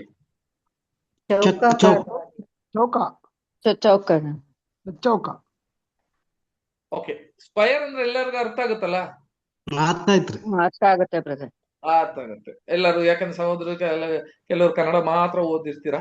ಸರಿ, ಸ್ಕ್ವಯರ್ ಅಂತ ಬರ್ತಾರೆ ಸಹೋದರ ಸಹೋದರಿ. ಸ್ಕ್ವಯರ್ ಅಂತ ಬರುವಾಗ ಈಗ ನಾವು ಇದ್ರ ಒಳಗೆ ಈಗ ಒಳಗೆ ಹೋಗ್ತಿಲ್ಲ. ಈ ಒಂದು ಇದು ಯಜ್ಞವೇದಿಯಲ್ಲಿ ನೋಡ್ಬೇಕಾದ್ರೆ ತಂದೆಯ ದೇವರು ದೇವದರ್ಶನ ಗುಡಾರದಲ್ಲಿ ಅನೇಕ ಜಾಮೆಟ್ರಿಕಲ್ ಶೇಪ್ಸ್ ಏನ್ ಮಾಡಿದ್ದಾರೆ, ಉಪಯೋಗ ಮಾಡಿದ್ದಾರೆ. ಏನೆಲ್ಲ ಜಾಮೆಟ್ರಿಕಲ್ ಶೇಪ್ ಅಂತ ಕೇಳಿದ್ರೆ, ಜಾಮೆಟ್ರಿಕಲ್ ಶೇಪ್ ಎಲ್ಲ ಏನೇನ್ ಬರುತ್ತೆ ನೀವು ಹೇಳ್ರಿ ನೋಡೋಣ. ಜಾಮೆಟ್ರಿಕಲ್ ಸ್ಕ್ವಯರ್, ಆಮೇಲೆ ಸ್ಕ್ವೇರ್ ಬರ್ತದ ಬ್ರದರ್, ಆಮೇಲೆ ರೆಕ್ಟಾಂಗಲ್ ಬರುತ್ತೆ, ಆಮೇಲೆ ರೆಕ್ಟಾಂಗಲ್, ಟ್ರಯಾಂಗಲ್. ಅದೇ ರೆಕ್ಟಾಂಗಲ್, ಟ್ರಯಾಂಗಲ್ ಕರೆಕ್ಟ್. ಟ್ರಯಾಂಗಲ್ ಅಂದ್ರೆ 3 ಆಂಗಲ್ ಇಸ್ ಟ್ರಯಾಂಗಲ್. ಟ್ರಯಾಂಗಲ್ ಬರುತ್ತೆ, ಇಕೋನೆಟ್ ಬರುತ್ತೆ. ಆಮೇಲೆ ಸಹೋದರ ಸಹೋದರಿಯರೇ, ಮತ್ತೆ ಲೆಂತ್ ಸ್ಕೇಲ್ ಬರುತ್ತೆ. ಸ್ಕೇಲ್ ಬರುತ್ತೆ, ಆಮೇಲೆ ರೌಂಡ್ ಬರುತ್ತೆ ಅಲ್ವಾ? ಇವೆಲ್ಲ ಈ ಜಾಮೆಟ್ರಿಕಲ್ ವಿಷಯಗಳು ನೋಡ್ರಿ. ಯಾವಾಗ ಹೆಂಗೆ ಕ್ಯಾಲ್ಕುಲೇಷನ್ ನಮಗೆ ಮ್ಯಾಥಮೆಟಿಕ್ಸ್ ಇದೆಯೋ, ಮ್ಯಾಥಮೆಟಿಕ್ಸ್ ಎಲ್ಲ ಹೆಂಗಿದೆಯೋ ಜಾಮೆಟ್ರಿಕಲ್ ಆ ತರ ಯೂಸ್ ಮಾಡಿದ್ದಾರೆ. ಬೈಬಲ್ ಇಲ್ಲಿ ಸೈನ್ಸ್ ಇದೆಯಾ ಅಂತ ಕೇಳಿದ್ರೆ ಅದಕ್ಕಿಂತ ಉನ್ನತವಾದ ಪುಸ್ತಕ ಎಲ್ಲಿಲ್ಲ. ಸೈನ್ಸ್, ಅಷ್ಟು ಸೈನ್ಸ್ ಇದೆ ಸಹೋದರ ಸಹೋದರರೇ. ಅಸ್ಟ್ರಾಲಜಿ ಇದೆಯಾ, ಅಸ್ಟ್ರಾಲಜಿಗಳು ಇದೆಯಾ ಅಂತ ಕೇಳಿದ್ರೆ, ಶಾಸ್ತ್ರಗಳು ಇದೆಯಾ ಅಂತ ಕೇಳಿದ್ರೆ ಶಾಸ್ತ್ರಗಳು ಬೈಬಲ್ ಇಂದಾನೇ ಇರೋದು. ಇವೆಲ್ಲ ಕೂಡ ಎಲ್ಲಿ ದೇವದರ್ಶನ ಗುಡಾರಲ್ಲಿ ನಾವು ಸ್ಟಡಿ ಮಾಡ್ತೀವಿ ಹೋಗ್ತಾ ಹೋಗ್ತಾ. ಆಗಿರುವಾಗ ನೋಡ್ರಿ, ಸ್ಕ್ವಯರ್ ಈಗ ಸ್ಕ್ವಯರ್ ಆಗಿತ್ತು. ಈಗ ದೇವದರ್ಶನ ಗುಡಾರ ಅಂತ ಹೇಳುವಾಗ ಆ ದೇವದರ್ಶನ ಗುಡಾರ ಸಾರಿ ಯಜ್ಞವೇದಿ ಅಂತ ನೋಡುವಾಗ ಸಹೋದರ ಸಹೋದರಿಯರೇ, ಇಲ್ಲಿ ನೋಡ್ರಿ ಇದು ಸ್ಕ್ವಯರ್ ಆಗಿ ಕಾಣುತ್ತೆ. ಮೇಲೆ ಸ್ಕ್ವಯರ್ ಆಗಿದೆಯಾ? ಮೇಲೆ ಮಾತ್ರ ಸ್ಕ್ವಯರ್ ಇದೆ. ಮೇಲೆ ಸ್ಕ್ವಯರ್ ಅಂತ ಬರುವಾಗ ಬರೀ ಒಂದು ಭಾಗ ಮಾತ್ರ ಕಾಣುತ್ತೆ ಸ್ಕ್ವಯರ್ ಅಂತ. ಆದ್ರೆ ಇದನ್ನ ನೀವು ಒಳಗಡೆ ಹೋಗಿ ನೋಡಿದ್ರೆ ಸಹೋದರ ಸಹೋದರಿಯರೇ, ಇದು ಎಷ್ಟು ಭಾಗವಾಗಿ ಇರ್ತದೆ ಅಂತ ಹೇಳುವಾಗ ಇಲ್ಲಿ ನೋಡ್ರಿ, ಇವಾಗ ಎಷ್ಟು ಭಾಗ ಇದೆ ಇದು? 2 ಸ್ಕ್ವಯರ್ ತಾನೆ? ಬ್ರದರ್ ಎಷ್ಟು ಭಾಗ? 2 ಭಾಗ ಇದೆ. 2 ಭಾಗ ಆಯ್ತು. ಇವಾಗ ನೋಡ್ರಿ 2 ಭಾಗ ಆಯ್ತು. 2 ಭಾಗ ಅನ್ನುವಾಗ ನೋಡ್ರಿ, ಮೇಲಿರುವಾಗ ಸ್ಕ್ವಯರ್ ಆಗಿದೆ. ಇವಾಗ ಅದನ್ನ 2 ಭಾಗ ಮಾಡುವಾಗ ಏನಾಗುತ್ತೆ ಅಂತ ಕೇಳಿದ್ರೆ ಟ್ರಯಾಂಗಲ್. ಇವಾಗ ಒಂದ್ ಕಡೆ ಟ್ರಯಾಂಗಲ್ ಆಗುತ್ತೆ, ಇನ್ನೊಂದು ಕಡೆ ಟ್ರಯಾಂಗಲ್ ಆಗುತ್ತೆ. ಇವಾಗ ಏನಾಯ್ತು? 2 ಭಾಗವಾಯ್ತು ಅಂತ ನೋಡ್ತೀವಿ. ಇವಾಗ ಇದನ್ನ ಅರ್ಥ ಮಾಡಿಕೊಳ್ಳೋದಕ್ಕೆ ನಾನು ಹೇಳ್ತಾ ಇದ್ದೀನಿ. ಇವಾಗ ಕ್ರಿಸ್ತನು ಈ ಒಂದು ಯಜ್ಞವೇದಿ ಮೇಲೆ ಆತನ ಒಂದು ಶರೀರವನ್ನು ಕೊಟ್ಟು ನಮಗೆಲ್ಲ ಈಡು ಬಲಿಯಾಗಿ ಆತನ ಕೊಡುವಾಗ ಅದು ಏನಾಗುತ್ತೆ ಅಂತ ಕೇಳಿದ್ರೆ, ಇದು ಏನಾಗುತ್ತೆ ಅಂತ ಹೇಳಿದ್ರೆ ಒಂದು 4 ವಿಧವಾದ ವಿಷಯಗಳನ್ನ ಹೊರಪಡಿಸ್ತಾರೆ, ವಿಷಯವನ್ನ ನಮಗ್ ತಿಳಿಸ್ತಾರೆ. ಅದು ಹೊರಗ್ ಬರುತ್ತೆ, ಆಗ್ಲೇ ಬರುತ್ತೆ. ಅದೇ ಬಹಳ ಮುಖ್ಯ ಇಲ್ಲಿಗೆ. ಇವಾಗ ನೋಡ್ರಿ, ಇವಾಗ 2 ಭಾಗ ಇತ್ತು ನಮಗೆ ಡಯಾಗ್ನಲ್. ಇದಕ್ಕೆ ಏನ್ ಹೇಳ್ತಾರೆ ಅಂತ ಕೇಳಿದ್ರೆ ಟೂ ಡಯಾಗ್ನಲ್ ಅಂತ ಹೇಳ್ತಾರೆ. ಡಯಾಗ್ನಲ್ ಅಂತ ಹೇಳಿದ್ರೆ ಎರಡು ಭಾಗ, ಟೂ ಟೈಪ್, ಎರಡು ಡಯಾಗ್ನಲ್ ಆಗಿ ಇರ್ತದೆ. ಸರಿ, ಈಗ ಈ ಒಂದು ಇನ್ನೊಂದು ಕಡೆ ಇನ್ನೊಂದು ಲೈನ್ ಹಾಕಿದ್ರೆ ಎಷ್ಟು ಭಾಗ ಬಂದ್ಬಿಡ್ತದೆ? 4 ಭಾಗ ಬ್ರದರ್. 4 ಭಾಗ ಬಂದ್ಬಿಡ್ತದೆ. ನೋಡ್ರಿ, ಇವಾಗ ಆತನು ಈಡು ಬಲಿಯಾಗಿ ಆತನ ಒಂದು ಶರೀರವನ್ನು ಆತನು ಕೊಡುವಾಗ, ಸಹೋದರ ಸಹೋದರಿಯರೇ, ಈಡು ಬಲಿಯನ್ನು ಕೊಡುವಾಗ ಈ 4 ಭಾಗ ಏನಾಯ್ತು ಅಂತ ಹೇಳಿದ್ರೆ, ತಂದೆಯ ದೇವರು ಕ್ರಿಸ್ತನ ಮೂಲಕ ಆತನಲ್ಲಿ ಇದ್ದ 4 ಭಾಗವನ್ನು ನಮಗೆ ಆ ಸತ್ಯವನ್ನು ತಿಳಿಸಿದ್ರಂತೆ. ಏನಿರ್ಬೇಕು ಈ 4 ಭಾಗ? ಸುವಾರ್ಥ ಏನೆಲ್ಲ ಇರ್ಬೇಕು ಹೇಳ್ರಿ? 4 ಭಾಗ ಅಂತ ಹೇಳುವಾಗ ಏನಿರ್ಬೇಕು? ಎಲ್ಲಾ ದಿಕ್ಕುಗಳು ಅಂತ ಬಂದ್ರು. ಹೇಳಿ ಬದರ್, ಏನೋ ಹೇಳಿದ್ರಿ ರವಿ ಬದರು. ಅದೇ ನಾರ್ತ್ ಈಸ್ಟ್ ಸೌತ್ ವೆಸ್ಟ್ ಅಂತಂದ್ರೆ ಎಲ್ಲಾ ದಿಕ್ಕುಗಳು ಎಲ್ಲಾ ಭಾಗನು ಅಂತ ಸೂಚನೆ ಮಾಡ್ತದೆ. ನನಗೆ ಗೊತ್ತಿರೋ very good. North, south, east, west. ಇಡೀ ಸರಿ, ಲೋಕದ 4 ಭಾಗ ನೋಡಿ. ಕ್ರಿಸ್ತನು ಇಲ್ಲಿ ಶಿಲುಬೆ, ಇಲ್ಲಿ ನಾನು ಮುಂಚೆನೆ ಶಿಲುಬೆ ಹಾಕ್ಬಿಟ್ಟಿದ್ದೀನಿ ಅಲ್ವಾ? ಆತನ 4 ಭಾಗದಲ್ಲಿ ಆತನ ಶಿಲುಬೆ ಅಲ್ಲಿ ಹಾಕಿದ್ದೀನಿ ನೋಡ್ರಿ. ಶಿಲುಬೆ ಹೆಂಗಾಗುತ್ತೆ ಅಂತ ಹೇಳಿದ್ರೆ, ಮೇಲಿದ್ದಂತ ಆ ಸ್ಕ್ವಯರ್ ಭಾಗ 4 ಆಗಿ ಸೇರುವಾಗ ಕ್ರಿಸ್ತನ ಒಂದು ಶಿಲುಬೆಯ ಮರಣ, ಆತನು ಆತನ ಈಡು ಬಲಿಯನ್ನು ಇದರಲ್ಲಿ ತೋರಿಸ್ಕೊಡ್ತಾರೆ, ಆತನ ನಿರ್ಮಿಸ್ತಾನೆ ಕ್ರಿಸ್ತನು. ಅದರ ಮುಖಾಂತರ 4 ಭಾಗವಾಗಿರುವ ವಿಷಯಗಳನ್ನು ನಮಗೆ ತಿಳಿಸ್ತಾರೆ, ಆತನ ಯೋಜನೆಯನ್ನು ತಿಳಿಸ್ತಾರೆ. ಈಗ ದಿಕ್ಕುಗಳು, 4 ದಿಕ್ಕುಗಳನ್ನು ಏನ್ ಮಾಡಿದ್ರು ಅಂತ ಕೇಳಿದ್ರೆ ಇದರಲ್ಲಿ ನೋಡ್ಬೋದು. ಏನಪ್ಪ 4 ದಿಕ್ಕುಗಳು ಅಂತ ಕೇಳಿದ್ರೆ, ಒಂದು ಈಸ್ಟ್, ವೆಸ್ಟ್, ನಾರ್ತ್, ಸೌತ್ ನಾವೇನ್ ಮಾಡಿದೀವಿ, ನಾವು ನೋಡಿದೀವಿ. ಹೌದು, ಈಸ್ಟ್ ಅಂದ್ರೆ ನಮ್ಗೆ ಏನ್ ಗೊತ್ತಿದೆ ರೀ? ನೋಡೋಣ, ಈಗ ಮರ್ತು ಬಿಟ್ಟಿರ್ತೀರ ನೀವು. ಈಸ್ಟ್ ಅಂದ್ರೆ ಏನ್ರಿ? ಈಸ್ಟ್ ಯಾಕಂದ್ರೆ ಈಸ್ಟ್ ಅಂದ್ರೆ ಏನ್ ಹೇಳ್ತಾರೆ ಕನ್ನಡದಲ್ಲಿ? ಮೋಡ ದೇಶನ? ಪೂರ್ವ ಪೂರ್ವ ಅಲ್ವಾ? ನೋಡ್ರಿ, ಈಸ್ಟ್ ಅಂದ್ರೆ ಏನ್ರಿ? ಈಸ್ಟ್ ಅಂದ್ರೆ ಏನಪ್ಪ? ಈಸ್ಟ್, ವೆಸ್ಟ್, ನಾರ್ತ್, ಸೌತ್ ಅಂತ ಹೇಳಿದ್ರೆ ಏನ್ ಅರ್ಥ ರೀ ಇಲ್ಲಿ? ಈಸ್ಟ್ ಅಂದ್ರೆ ಏನು? ಪೂರ್ವದಲ್ಲಿ ಏದೇನ್ ತೋಟ ಇದ್ ಮಾಡಿದ್ರಲ್ಲ. ಹೌದು, ಕರೆಕ್ಟ್. ದೇವದರ್ಶನ ಗೂಡಾರಲ್ಲಿ ಹೇಳ್ರಿ. ಇವಾಗ ಇದು ಬಹಳ ಮುಖ್ಯ ಇದು. ಯಾಕಂತ ಕೇಳಿದ್ರೆ, ಇವಾಗ ನಾವು ಈಡು ಬಲಿ ಅಂತ ಬರುವಾಗ ಸಹೋದರ ಸಹೋದರರೇ, ನಾವು ಒಂದು ಮಾತ್ರವೇ ನೋಡ್ತೀರಿ. ಏನ್ ನೋಡ್ತೀರಿ ಅಂತ ಹೇಳಿದ್ರೆ, ಆದಾಮನಿಗೆ ಕ್ರಿಸ್ತನು ಆತನು ಸೇರಿ ಸಮಾನವಾಗಿ ಆತನ ಜೀವ ಕೊಟ್ಟನು, ಅಷ್ಟೇ ಮುಗೀತು ಅಂತ ನೋಡ್ತೀವಿ. ಅದ್ರ ಮುಖಾಂತರ ಅದರ ಪರಿಣಾಮ ಏನಿತ್ತು, ಆತರ ಏನೆಲ್ಲ ನಮಗೆ ಸಿಕ್ತು ಅಂತ ಅದರ ಇದೇ ಈ ಯಜ್ಞವೇದಿಯನ್ನೇ ನಮಗೆ ತೋರಿಸ್ಕೊಡೋದು. ಪೂರ್ವ ದಿಕ್ಕು ನೋಡ್ರಿ, ಹೇಳಿ ಸಿಸ್ಟರ್. ಅವಿಧೇಯತೆಯನ್ನ ಸೂಚಿಸ್ತದೆ. ಅವಿಧೇಯತೆ, ವೆರಿ ಗುಡ್. ಸೊ ಆಗಿರುವಾಗ ಸಹೋದರ ಸಹೋದರರೇ, ಇಲ್ಲಿಗೆ ನೋಡ್ಬೇಕಾದ್ರೆ ಈಸ್ಟ್ ಅನ್ನುವಾಗ ಅದರ ಒಂದು ಏನ್ರಿ ಕನ್ನಡದಲ್ಲಿ ಏನ್ ಹೇಳಿದೆ?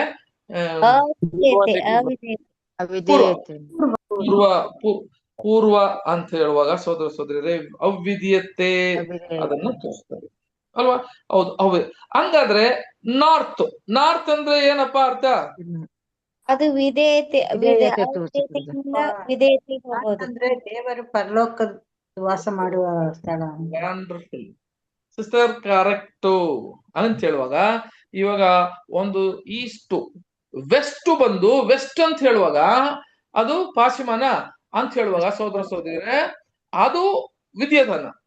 ಇದು ಅವಿಧೇಯತನದಿಂದ ವಿಧೇಯತನ ಕಡೆ ಹೋಗೋದು ಒಂದು. ಇನ್ನೊಂದು ಸೌತ್, ನಾರ್ತ್ ಅಂತ ಹೇಳುವಾಗ ಯಾರು ಹೇಳಿದ್ರು, ಒಳ್ಳೆ ವಾಕ್ಯ ಒಂದು ಹೇಳಿದ್ರು ವಿಷಯ ಏನು? ದೇವರು, ಎಸ್, ದೇವರ ಒಂದು ಪರಲೋಕಕ್ಕೆ ಅದನ್ನ ಮಾಡಿ ಮಗನ್ ಕೊಟ್ರು. ಅದೇ ಸೌತ್ ಅಂತ ಬರುವಾಗ ಇಲ್ಲಿ ನೋಡ್ರಿ, ಇದು ಯಾವ್ದನ್ನ ಸೂಚನೆ ಮಾಡುತ್ತೆ ಅಂತ ಹೇಳಿದ್ರೆ ಅದು ಈ ಭೂಲೋಕವನ್ನು ಸೂಚನೆ ಆಗ್ತದೆ. ವಂಡರ್ಫುಲ್. ಇವಾಗ ನೋಡ್ರಿ, ಈ 4 ದಿಕ್ಕಲ್ಲಿ ಕ್ರಿಸ್ತನು ಹೇಳ್ತೀವಲ್ಲ, ಆತನನ್ನು ಅರ್ಥ ಮಾಡುವ ಆತನ ಪ್ರೀತಿ ಹೆಂಗಿತ್ತಂತ ಕೇಳಿದ್ರೆ 4 ದಿಕ್ಕದಲ್ಲಿ ಅಂತ ಹೇಳ್ತಾರೆ. East, West, south. ಎಫೆಸದಲ್ಲಿ ಒಂದು ವಾಕ್ಯ ಇದೆಯಲ್ಲ, ಏನ್ರಿ ಆತನ ಪ್ರೀತಿಯನ್ನು ಯಾವ ತರ ಹೊರನೋಗುತ್ತೆ ಅಂದ್ರೆ ಅದು ಎತ್ತರ, ಅದರ ಉದ್ದ ಅಲ್ವಾ, ಅದರ ಒಂದು ಎತ್ತರ ಆಗ್ಲಿ, ಅದರ ಒಂದು ಅಗಲವಾಗ್ಲಿ, ಆಳವಾಗ್ಲಿ, ಕ್ರಿಸ್ತನ ಪ್ರೀತಿ ಹೆಂಗಿತ್ತು ಅಂತ ಕೇಳಿದ್ರೆ ಈ ದಿಕ್ಕುಗಳು, 4 ದಿಕ್ಕುಗಳ ಮುಖಾಂತರ ಕ್ರಿಸ್ತನ ಒಂದು ಪ್ರೀತಿ, ಕ್ರಿಸ್ತನ ಒಂದು ಯಜ್ಞ ಹೆಂಗಿತ್ತು ಅಂತ ಕೇಳಿದ್ರೆ 4 ದಿಕ್ಕನ್ನ ಕೂಡ ಏನಾಗಿತ್ತು ಅಂತ ಕೇಳಿದ್ರೆ ಎಲ್ಲರನ್ನ ರಕ್ಷಣೆ ಮಾಡುವ ಒಂದು ರೀತಿಯಲ್ಲಿ ಇತ್ತು. ಇದ್ರ ಮುಖಾಂತರ ಸಹೋದರ ಸಹೋದರಿಯರೇ ಏನಪ್ಪ, ಈ 4 ಬರೀ ದಿಕ್ಕುಗಳು ಮಾತ್ರವಾ, ಬೇರೆ ಏನಿಲ್ವಾ? ಬೇರೆ ಏನಾದ್ರೂ ಇದೆಯಾ 4ಅಲ್ಲಿ? ದೇವರ 4 ಗುಣ. ವಂಡರ್ಫುಲ್. ದೇವರ 4 ಗುಣಗಳು ಸಹೋದರ ನೋಡ್ತೀವಿ ನೋಡಿ ಇಲ್ಲಿಗೆ ಅಲ್ವಾ. ದೇವರ 4 ಗುಣಗಳು ಇತ್ತು ಸಹೋದರ ಸಹೋದರಿಯರೇ. ಈಗ ಈ ಒಂದು 4 ಗುಣಗಳು ಅಂತ ಹೇಳುವಾಗ ಆತನ ಒಂದು, ನಾವು ಇವಾಗ ನೋಡ್ರಿ ಈ ಹೆಂಗ್ ಹಾಕಿದ್ರು ಅದೇ ತರ 4 ಗುಣನು 4 ದಿಕ್ಕುಗಳಲ್ಲಿ ಬರ್ತದೆ. ಆ 4 ಗುಣಗಳು 4 ದಿಕ್ಕುಗಳಲ್ಲಿ ಅಲ್ಲಿ ಬರುವಾಗ ಕ್ರಿಸ್ತನ ಮುಖಾಂತರ ಸಹೋದರ ಸಹೋದರಿಯರೇ ಆತನ ದೇವರು, ತಂದೆಯ ದೇವರು ಯಾರಂತ ಆತನು ಏನ್ ಮಾಡಿದ್ದಂತ ಕೇಳಿದ್ರೆ ಆತನ ಒಂದು ಯಜ್ಞದಿಂದ ತೋರಿಸಿಕೊಟ್ಟನಂತೆ. ವಾಕ್ಯ ಓದನ ಕೆಲವು ವಾಕ್ಯಗಳು. 1 ಯೋಹಾನ 4ನೇ ಅಧ್ಯಾಯ 8ನೇ ವಾಕ್ಯ ಓದ್ರಿ.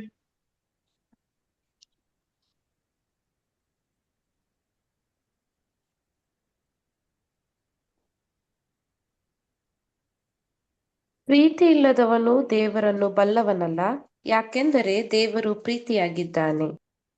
ನೋಡ್ರ, ಪ್ರೀತಿ ದೇವರು ಅಂತ ಹೇಳುವಾಗ ಅದು ಪ್ರೀತಿ ಅಂತ ತೋರಿಸ್ತದೆ. ಅದೇ ತರ ಏನ್ ಹೇಳ್ತಾರೆ ಅಂತ ಕೇಳಿದ್ರೆ ಸಹೋದರ ಸಹೋದರಿಯರೇ ಆತನ ಒಂದು ನೀತಿ ಅಂತ ಬರುವಾಗ ಅದು ಯಾರನ್ನ, ಅದು ಈಸ್ಟ್ ಅಲ್ಲಿ ಬಂದಿರ್ತದೆ. ಈಸ್ಟ್ ಅಂತ ಕೇಳಿದ್ರೆ ನೋಡು, ಪೂರ್ವ ಅಂತ ಈಸ್ಟ್ ಅಲ್ಲಿ ಇದೆ. ದೇವದರ್ಶನ ಗುಡಾರಲ್ಲಿ ನೋಡಿರ್ತೀವಿ. ಯಾಕಂತ ಕೇಳಿದ್ರೆ ಇದು ಯಾವ ಕಡೆ ಇಟ್ಟಿದಾರಪ್ಪ ಈ ಒಂದು ಯಜ್ಞವೇದಿ ಅಂತ ಕೇಳಿದ್ರೆ ಈಸ್ಟ್ ಕಡೆ ಇರ್ಬೇಕು ಅಂತ ಕೊಟ್ಟಿದ್ದಾರೆ. ಹೌದಾ? ಹೌದು, ಈಸ್ಟ್ ಕಡೆ ಏನಾಗಿರ್ಬೇಕಂತೆ, ಇದನ್ನ ಇಡಕ್ಕೆ ತಂದೆಯ ದೇವರು ಅದನ್ನ ಹೇಳಿದ್ದಾರೆ ಅಂತ ನಾವು ನೋಡ್ತೀವಿ. ಇನ್ನೊಂದು ವಾಕ್ಯ ಕೂಡ ಓದನ.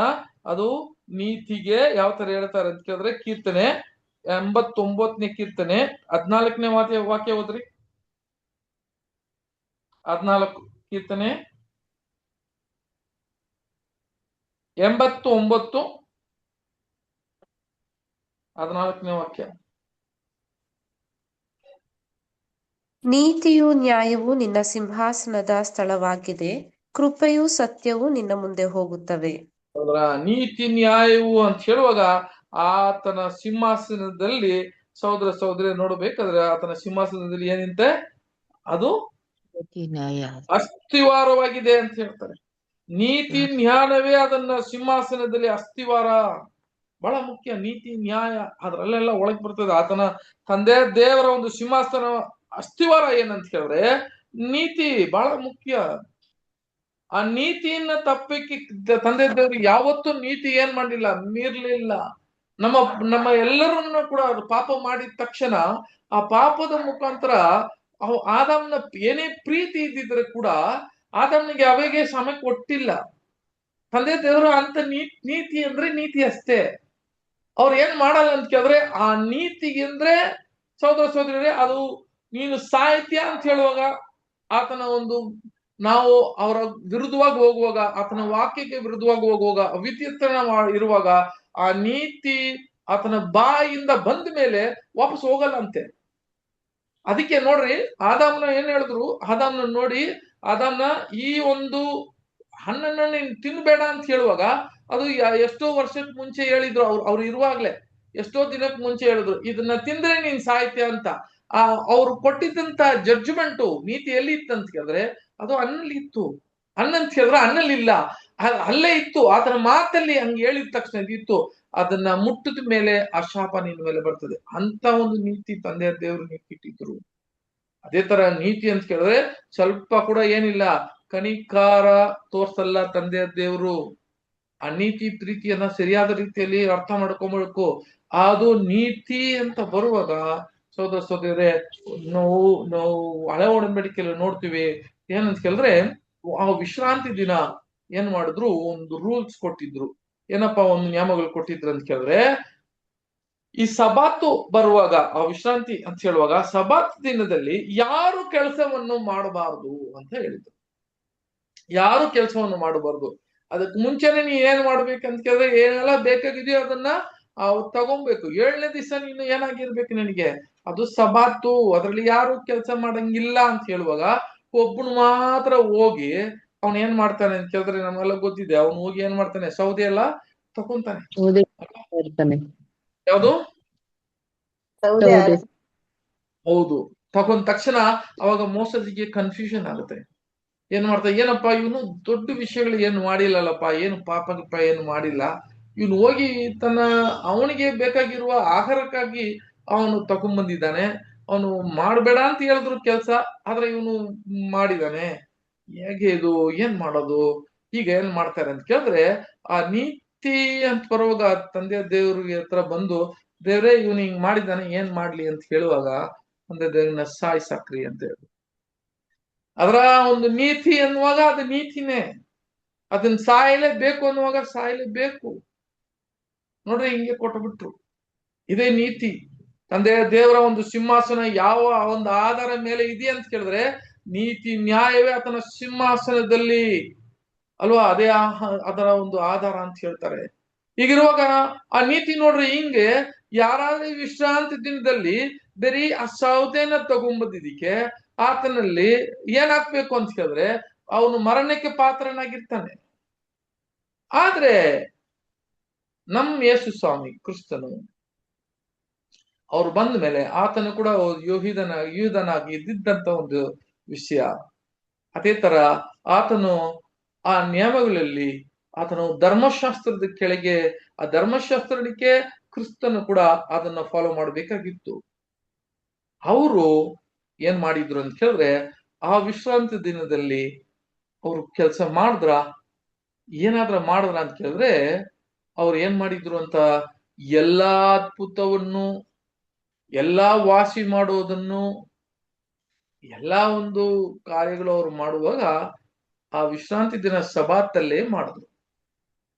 ಸಬಾತಲ್ಲಿ ಮಾಡಿದ್ರಲ್ಲ, ಇದು ತಪ್ಪಿಲ್ವಾ? ತಪ್ಪಿಲ್ಲ ಬ್ರದರ್, ಯೇಸು ಕ್ರಿಸ್ತರು ಹೇಳ್ತಾರಲ್ಲ ತಪ್ಪಿಲ್ಲ. ಏನಂತ ಹೇಳಿದ್ರು? ಲೂಕ ಬರೆದ ಸುವಾರ್ತೆಯಲ್ಲಿ ಅಬ್ರಾಹ್ಮನ ವಂಶದೊಳಗೆ ಅದೇ ಆಕೆ ಬೆನ್ನು ಗೂನಾಗಿರ್ತದಲ್ಲ, ಅಲ್ಲಿ ಆಕೆಗೆ ಸ್ವಸ್ಥ ಮಾಡಿದಾಗ ಯೇಸು ಕ್ರಿಸ್ತರು ಬೇರೆ ದಿನದಲ್ಲಿ ಮಾಡಿಸ್ಕೋಬಹುದು, ಸಬ್ಬದಿಂದಲ್ಲಿ ಮಾಡಬಾರ್ದು ಅಂದಾಗ, ನೀವ್ ಎತ್ತಾಗ್ಲಿ ಕತ್ತೆ ಆಗ್ಲಿ ನಿಮ್ಮ ಗೋದಲಿಂದ ಸಬ್ಬದಿಂದಲ್ಲಿ ಹೋಗಿ ನೀರ್ ಕುಡಿಸಲ್ವಾ, ಕೆಳಗಡೆ ಬಿದ್ರೆ ಎತ್ತಲ್ವಾ? ಅದು ಕರೆಕ್ಟ್. ಈಗ ನೋಡ್ರಿ, ನೀವ್ ಹೇಳೋದು ಹೆಂಗೆ ಅಂತ ಕೇಳಿದ್ರೆ, ಈಗ ಆ ಕಟ್ಟಲೆ ಕೊಟ್ಟಿದ್ದು ನಾನೇ, ಅಂದ್ರೆ ಕ್ರಿಸ್ತನೇ ಅಲ್ಲಿ ಕೊಡೋದು, ಕಟ್ಟಲೆ ಧರ್ಮಶಾಸ್ತ್ರ ಕೊಟ್ಟಿದ್ದು ನಾನೇ.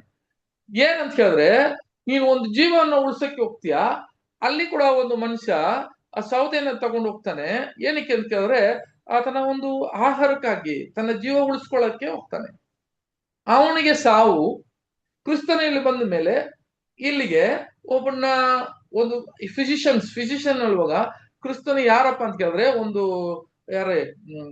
ಡಾಕ್ಟ್ರು, ಒಂದು ಡಾಕ್ಟರ್ ಫಿಸಿಷಿಯನ್ ಅನ್ನುವಾಗ, ಒಂದು ಡಾಕ್ಟರ್ ಹೆಂಗೆ ವಾಸಿ ಮಾಡ್ತಾರೋ ಆತನ ಆ ದಿನದಲ್ಲಿ ಕೂತ್ಕೊಂಡು ಒಬ್ಬನ ವಾಸಿ ಮಾಡುವಾಗ ಅವಾಗ ಒಂದು ಪ್ರಶ್ನೆ ಕೇಳ್ತಾರೆ.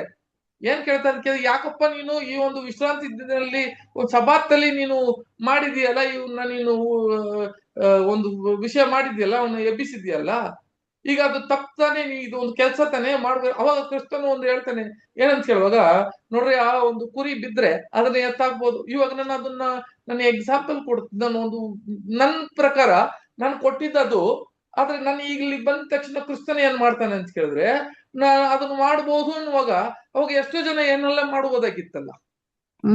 ಎಲ್ಲರೂ ತನ್ನ ಜೀವವನ್ನು ಉಳಿಸುವಂತಾನೆ ಮಾಡಿದ್ದು. ಅವಾಗ ಜೀವವಾಗಿರುವ ಒಬ್ಬನ ಅದನ್ನ ಬಿಡೋದು, ಹಂಗೆ ಸಾಯೋದು ಒಳ್ಳೇದಾ, ಅದನ್ನ ಕಾಪಾಡೋದು ಒಳ್ಳೇದಾ ಆ ಒಂದು ದಿವಸದಲ್ಲಿ ಅಂತ ಹೇಳುವಾಗ, ಖಂಡಿತ ಅದು ಕಾಪಾಡೋದು ಒಳ್ಳೇದು ಅಂತ ಹೇಳಿದ್ರು ಕೂಡ ಅದು ವಾಕ್ಯದ ಪ್ರಕಾರ ಅದು ಮೀರಿದಿತ್ತಾನೆ. ಇನ್ನ ಒಂದು ಕಾರ್ಯ ಇದೆ, ನೀವ್ ಹೇಳ್ಬೇಕದು ಕರೆಕ್ಟ್ ಆಗಿ. ಮನುಷ್ಯ ಕುಮಾರ ಸಬ್ಬತ್ತಿನಕ ಒಡೆಯಾಗ್ಯಾರ. ಅರ್ಥ ಏನು ಅದಕ್ಕೆ? ಅಂದ್ರೆ ಸಬ್ಬತ್ ದಿನದ ಒಡೆಯನಾಗಿದ್ದಾನೆ ಅಂದ್ರೆ ಏನರ್ಥ?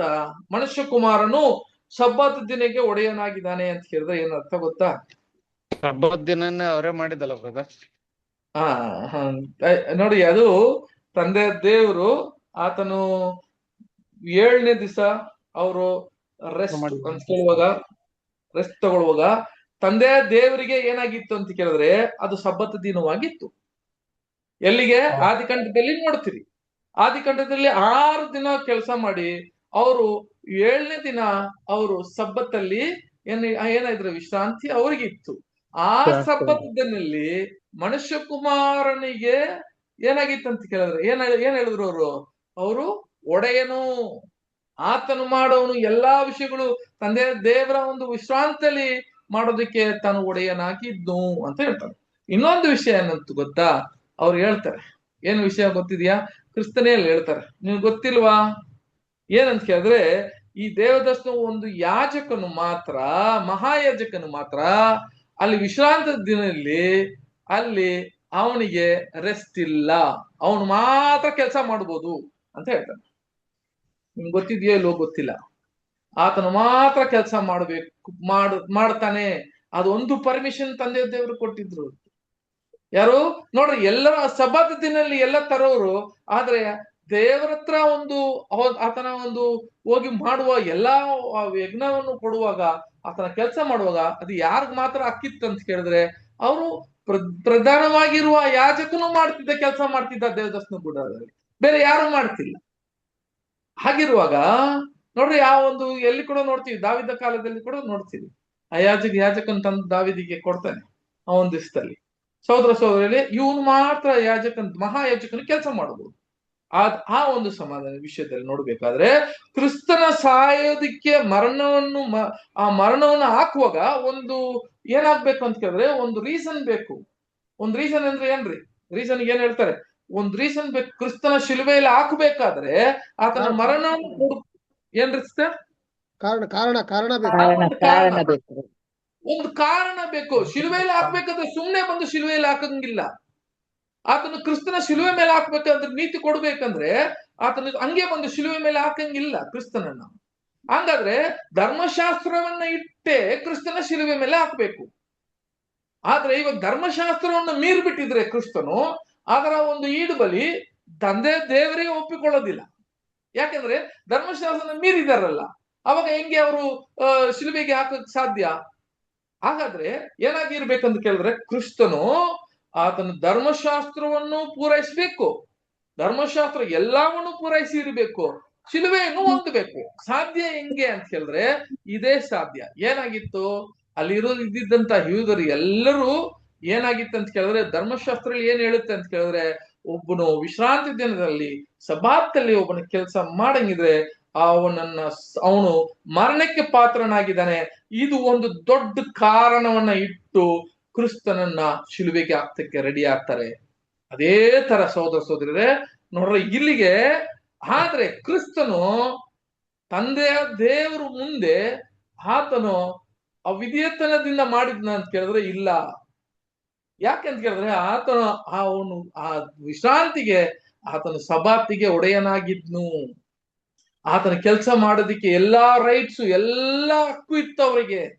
ಆದ್ರಿಂದ ತಂದೆ ದೇವರ ನೋಟದಿಂದ ಯಾವ ತಪ್ಪಿಲ್ಲ.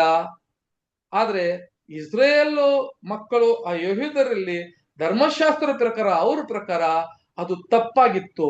ಅವ್ರನ್ನ ಶಿಲುಬೆಗೆ ಕೊಡ್ತಾರೆ. ತಂದೆ ದೇವರು ಆತನ ಆ ಯಜ್ಞವನ್ನು ಸ್ವೀಕರಿಸ್ಕೊಂತಾರೆ ಅಂತ ಹೇಳುವಾಗ ಸಹೋದರ ಹೀಗೆ ಆತನ ನೀತಿಯನ್ನು ಏನ್ ಮಾಡಿದ್ರು ಅಂತ ಕೇಳಿದ್ರೆ ನೆರವೇರಿಸಿದ್ರು.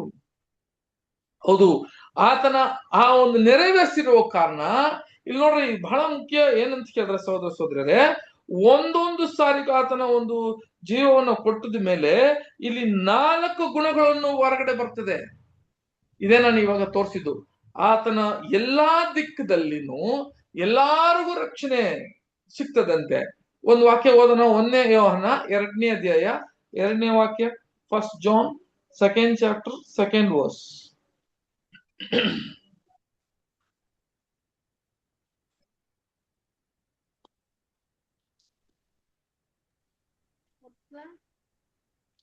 ಒಂದನೇ ಅಧ್ಯಾಯ ಎರಡನೇ ಸಾರಿ 1 ಯೋಹಾನ 2:2. ಆತನು ನಮ್ಮ ಪಾಪಗಳನ್ನು ನಿವಾರಣೆ ಮಾಡುವ ಯಜ್ಞವಾಗಿದ್ದಾನೆ.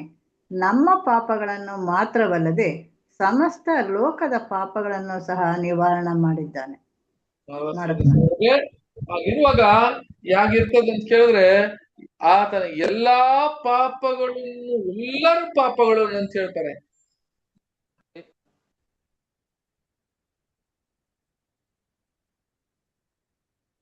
ಎಲ್ಲರೂ ಪಾಪವನ್ನು ಏನು ಮಾಡಿದ್ರು ಅಂತ ಕೇಳಿದ್ರೆ ನೋಡ್ರಿ, ಇವಾಗ ನೋಡ್ಬೇಕಾದ್ರೆ 4 ದಿಕ್ಕುಗಳಲ್ಲಿ ಪರಲೋಕದಲ್ಲಿ ನೋಡ್ಬೇಕಾದ್ರೆ ಸೋದರ ಖಂಡಿತ ಎಲ್ಲ ಯೂನಿವರ್ಸ್ ಅಂತ ಹೇಳುವಾಗ ನಮ್ಮ ಪಾಪ ಮಾತ್ರ ಅಲ್ಲ, ಸರ್ವಲೋಕ ಅಂತ ವಾಕ್ಯ ಬಂದಿದೆ. ನಮ್ಮ ಪಾತ್ರ ನಮಗ್ ಮಾತ್ರ ಅಲ್ಲ, ಸರ್ವಲೋಕದ ಪಾಪವನ್ನು ಏನ್ ಮಾಡಿದ್ರಂತೆ ಸೋದರರೇ, ಅವರು ಎಲ್ಲರೂ ವಿಮೋಚನವಾಗಿ ಆತನು ಮರಣ ಹೊಂದಿದ್ದು ಅಂತ ಹೇಳ್ತಾರೆ. 1 ನಿಮಿಷ ವಾಕ್ಯ ಬಂದ್ಬಿಡ್ತೀನಿ ಇಲ್ಲಿಗೆ. ಓಕೆ, ಆತನನ್ನು ನಮ್ಮ ಪಾಪಗಳು ನಿವಾರಣೆ ಮಾಡುವ ನೋಡಿದ್ರೆ ಹೆಚ್ಚುವಾಗಿ ನಮ್ಮ ಪಾಪಗಳು ಮಾತ್ರವಲ್ಲ, ಏನಂತೆ ಸಮಸ್ತ ಲೋಕ ಅಂತ ಹೇಳ್ತಾರೆ, ಎಲ್ಲಾ ಲೋಕಕ್ಕೆ ಅಂತ ಹೇಳುವಾಗ 4 ದಿಕ್ಕುಗಳು. ಈ ಒಂದು ಯಜ್ಞ ವೇದಿ ಇದೆಯಲ್ಲ, ಆತನ ಕೊಡುವಾಗ 4 ದಿಕ್ಕುಗಳಲ್ಲೂ ಏನಾಗಿತ್ತು ಅಂತ ಕೇಳಿದ್ರೆ ಸಹೋದರರೇ ಇಲ್ಲಿಗೆ ನೋಡ್ತೀವಿ. ಸರಿ, ಹೀಗಿರುವಾಗ ನೀತಿ ನೆರವೇರಿಸೋದು ಅನ್ನೋದು ಬಹಳ ಮುಖ್ಯ. ಆ ಒಂದು ಬರೀ ನೀತಿ ಮುಖಾಂತರ ಏನೆಲ್ಲಪ್ಪ ಅವರು ಅದು ಏನಾಯ್ತು ಅಂತ ಕೇಳಿದ್ರೆ ಫುಲ್ಫಿಲ್ ಆಯ್ತು. ಏನೆಲ್ಲ ಫುಲ್ಫಿಲ್ ಆಯ್ತಂದ್ರಿ, ಈ 4 ಕಾರ್ಯಗಳನ್ನು ಹೊರಗಡೆ ಬಂತು. ತಂದೆಯ ದೇವ್ರು ಯಾರು ಅಂತ ಏನ್ ಮಾಡಿದ್ರು ಅಂತ ಕೇಳಿದ್ರೆ ಆ ನೀತಿ ಮುಖಾಂತರನೇ ತೋರಿಸಿಕೊಟ್ಟಿದ್ರು. ಸಹೋದರರೇ, ಈಗ ಮಾಧವನ ಮೇಲೆ ಬಂದಿದ್ದಂತ ಆ ಪಾಪ, ಆ ನೀತಿ ಹೆಂಗೆ ತೆಗಿದ್ರು ಅಂತ ಹೇಳಿದ್ರೆ ಅದು ತಂದೆಯಾದ ದೇವ್ರೇ ಏನ್ ಮಾಡಿದ್ರ ಅಂತ ಹೇಳಿದ್ರೆ ಸಹೋದರರೇ ಬಹಳ ಮುಖ್ಯ ಒಂದು ವಿಷಯ ಏನಂತ ಕೇಳಿದ್ರೆ, ನಮ್ಮ ಪರಲೋಕದಿಂದ ಇರುವ ತಂದೆಯ ದೇವ್ರು ನಮ್ಮ ಮೇಲೆ ಇರಿಟ್ಟು ಪ್ರೀತಿ ಮುಖಾಂತರ ಆತನ ಒಂದು ನೆರಳು ಅಂತ ಕೇಳುವಾಗ ಏನ್ರಿ ಕ್ರಿಸ್ತನು ನೋಡ್ಬೇಕಾದ್ರೆ ಸಹೋದರರೇ, ತಂದೆಯ ದೇವ್ರು ಇದ್ದಿದ್ದಂತ ಜಾಗ ಬಹಳ ನಾನು ಮುಂಚೆನೆ ಹೇಳಿದ್ದೀನಿ, ಕ್ರಿಸ್ತನನ್ನು ಡೈರೆಕ್ಟ್ ಆಗಿ ಸೃಷ್ಟಿ ಮಾಡಿರೋದು ತಂದೆಯ ದೇವ್ರು. ಆತನ ಒಬ್ಬನನ್ನೇ ಸೃಷ್ಟಿ ಮಾಡಿದ್ದು, ಆತನೇ ಆದಿಯು ಅಂತು ಅಂತ ಹೇಳುವಾಗ ತಂದೆ ದೇವರಿಗೆ ಎಂತ ಪ್ರೀತಿ ಇದ್ದಿದ್ದಂತ ಒಂದು ಯಾರಂತ ಕೇಳಿದ್ರೆ ಆ ಒಂದು ಮನುಷ್ಯ ಕುಮಾರನಾಗಿದ್ದಂತ ಕ್ರಿಸ್ತನನ್ನು ನಮಗಾಗಿ ಕೊಟ್ಟನು ಅಂತ ನೋಡ್ತೀವಿ. ಹಂಗಾದ್ರೆ ಅದು ಯಾಕಿರ್ತದೆ ಅಂತ ಕೇಳಿದ್ರೆ ಅದು ಕ್ರಿಸ್ತನು ಬರ್ತಾನೆ, ಕ್ರಿಸ್ತನ ಆತನ ಒಂದು ಯಜ್ಞವಾಗಿ ಕೊಟ್ರೆ ಕೂಡ ಅದು ತಂದೆಯ ದೇವರೇ ಇದನ್ನ ಏನ್ ಮಾಡಿದ್ರಂತೆ ನೆರವೇರಿಸಿದ್ರು ಅಂತ ಕೇಳ್ತಾರೆ. ಈ ರ್ಯಾನ್ಸಮ್ ಸ್ಯಾಕ್ರಿಫೈಸ್ ಅಂತ ಬರ್ತೀವಲ್ಲ, ಅಂತ ಕೇಳಿದ್ರೆ ಈಡು ಬಲಿ ಅಂತ ಬರ್ತೀವಲ್ಲ, ಇದು ಯಾರ ಪ್ರೀತಿಯನ್ನ ತಂದೆಯ ದೇವರು ಇಲ್ಲಿಗೆ ತೋರ್ಸ್ಕೊಟ್ರು ಅಂತ ಕೇಳಿದ್ರೆ ಆತನ ಪ್ರೀತಿ, ಕ್ರಿಸ್ತನ ಪ್ರೀತಿ, ನಮ್ಮ ಮೇಲಿಟ್ಟಿರುವ ಪ್ರೀತಿಯನ್ನು ತೋರ್ಸ್ಕೊಟ್ರಂತೆ. ಒಂದು ವಾಕ್ಯ ಓದ್ಬಿಟ್ಟು ಈ ಪಾಠವನ್ನ ಮುಗಿಸೋಣ, ಸಮಯ ಆಯ್ತು. ನಾವೇನ್ ಮಾಡೋಣ ಅಂತ ಕೇಳಿದ್ರೆ ಈ 4 ದಿಕ್ಕುಗಳು ಏನು, ಈ 4 ಗುಣಗಳು ಯಾವ ತರ ನಮಗೆ ಇವಾಗ ಆತನ ಒಂದು ವಾಕ್ಯದಿಂದ ನಮಗೆ ಹೆಂಗೆ ಹೊರಗಡೆ ಆ ವಿಷಯಗಳೆಲ್ಲ ತಿಳ್ಕೊಳ್ಳೋದು, ಸತ್ಯವನ್ನು ತಿಳ್ಕೊಂಡು ಯಾರೆಲ್ಲ ಆತನ ಕ್ರಿಸ್ತನ ಮಾರ್ಗದಲ್ಲಿ ನಡೀತಾರೋ ಅವರು ಕೂಡ ಇದರಲ್ಲಿ ಪಾಲ್ಗೊಳ್ಳೋರಾಗಿದ್ದಾರೆ. ಅವರೆಲ್ಲ ಇದನ್ನ ಹೆಂಗ್ ಹೊಂದ್ಕೊಳ್ಳೋದು ಅಂತ ಕೂಡ ನಾವು ಬರೋವರ ನೋಡೋಣ. ಒಂದು ವಾಕ್ಯ ಮಾತ್ರ ಓದೋಣ. ಯೋಹನ 3ನೇ ಅಧ್ಯಾಯ 16ನೇ ವಾಕ್ಯ ಓದ್ರಿ. ಯೋಹನ 3ನೇ ಅಧ್ಯಾಯ 16ನೇ ವಾಕ್ಯ. ದೇವರು ಲೋಕದ ಮೇಲೆ ಎಷ್ಟೋ ಪ್ರೀತಿಯನ್ನಿಟ್ಟು ತನ್ನ ಒಬ್ಬನೇ ಮಗನನ್ನು ಕೊಟ್ಟನು. ಆತನನ್ನು ನಂಬುವ ಒಬ್ಬನಾದರೂ ನಾಶವಾಗದೆ ಎಲ್ಲರೂ ನಿತ್ಯ ಜೀವವನ್ನು ಪಡೆಯಬೇಕೆಂದು ಆತನನ್ನು ಕೊಟ್ಟನು. ಸಹೋದರ, ಆತನು ನಮ್ಮ ಮೇಲೆ ಇಟ್ಟಿರುವ ಪ್ರೀತಿ, ಆ ಪ್ರೀತಿಯನ್ನ ಹೆಂಗ್ ತೋರ್ಸೋದು ಅಂತ ಹೇಳಿದ್ರೆ ಆತನ ನಮ್ಮ ಮೇಲಿಟ್ಟಿರುವ ತಂದೆಯ ದೇವರು ಹೆಂಗ್ ತೋರಿಸ್ತಾರೆ ಆ ಪ್ರೀತಿ ಅಂತ ಕೇಳಿದ್ರೆ ಆ ಮಗನು ಕ್ರಿಸ್ತನು ಅಂತ ಹೇಳುವಾಗ ನಾವು ಅನ್ಕೊಬಹುದು ನಮ್ಮ ಮಗನೆಲ್ಲ ಈಸಿಯಾಗಿ ಕೊಡಕ್ ಸಾಧ್ಯ ಅಂತ ಕೇಳಿದ್ರೆ ಅದು ನಮ್ಮ ವಿಚಾರ, ನಾವು ಅದನ್ನ ಕಂಪೇರ್ ಮಾಡಕ್ಕೆ ಆಗೋಲ್ಲ ಸಹೋದರರೇ. ತಂದೆಯ ದೇವರು ಸೃಷ್ಟಿ ಅಂತ ಹೇಳುವಾಗ ಆತನ ಸೃಷ್ಟಿನೇ ಬೇರೆ ತರ, ನಮ್ ತರ ಸೃಷ್ಟಿ ಅಲ್ಲ. ಹುಟ್ಟಿಸಿದ್ದು ನಾವು ನಮ್ಮ ಮಕ್ಕಳನ್ನ ಹುಟ್ಟಿಸಿದ್ವಿ, ಬಂದಿರ್ತಾರೆ ಅವರು ಅವ್ರು ಏನಾಗ್ತಾರೆ, ಒಂಥರ ಬೆಳಿತಾರೆ. ಅವರು ಕೊನೆಗೆ ಅವರೆಲ್ಲ ದೊಡ್ಡದಾದ್ಮೇಲೆ ನಮ್ಮನ್ನ ತಗೊಂಡು ಹೋಗಿ ಎಲ್ಲ ಸೇರ್ಸ್ಬಿಡ್ತಾರೆ, ಬಿಡ್ರಿ, ಅದು ಬೇರೆ.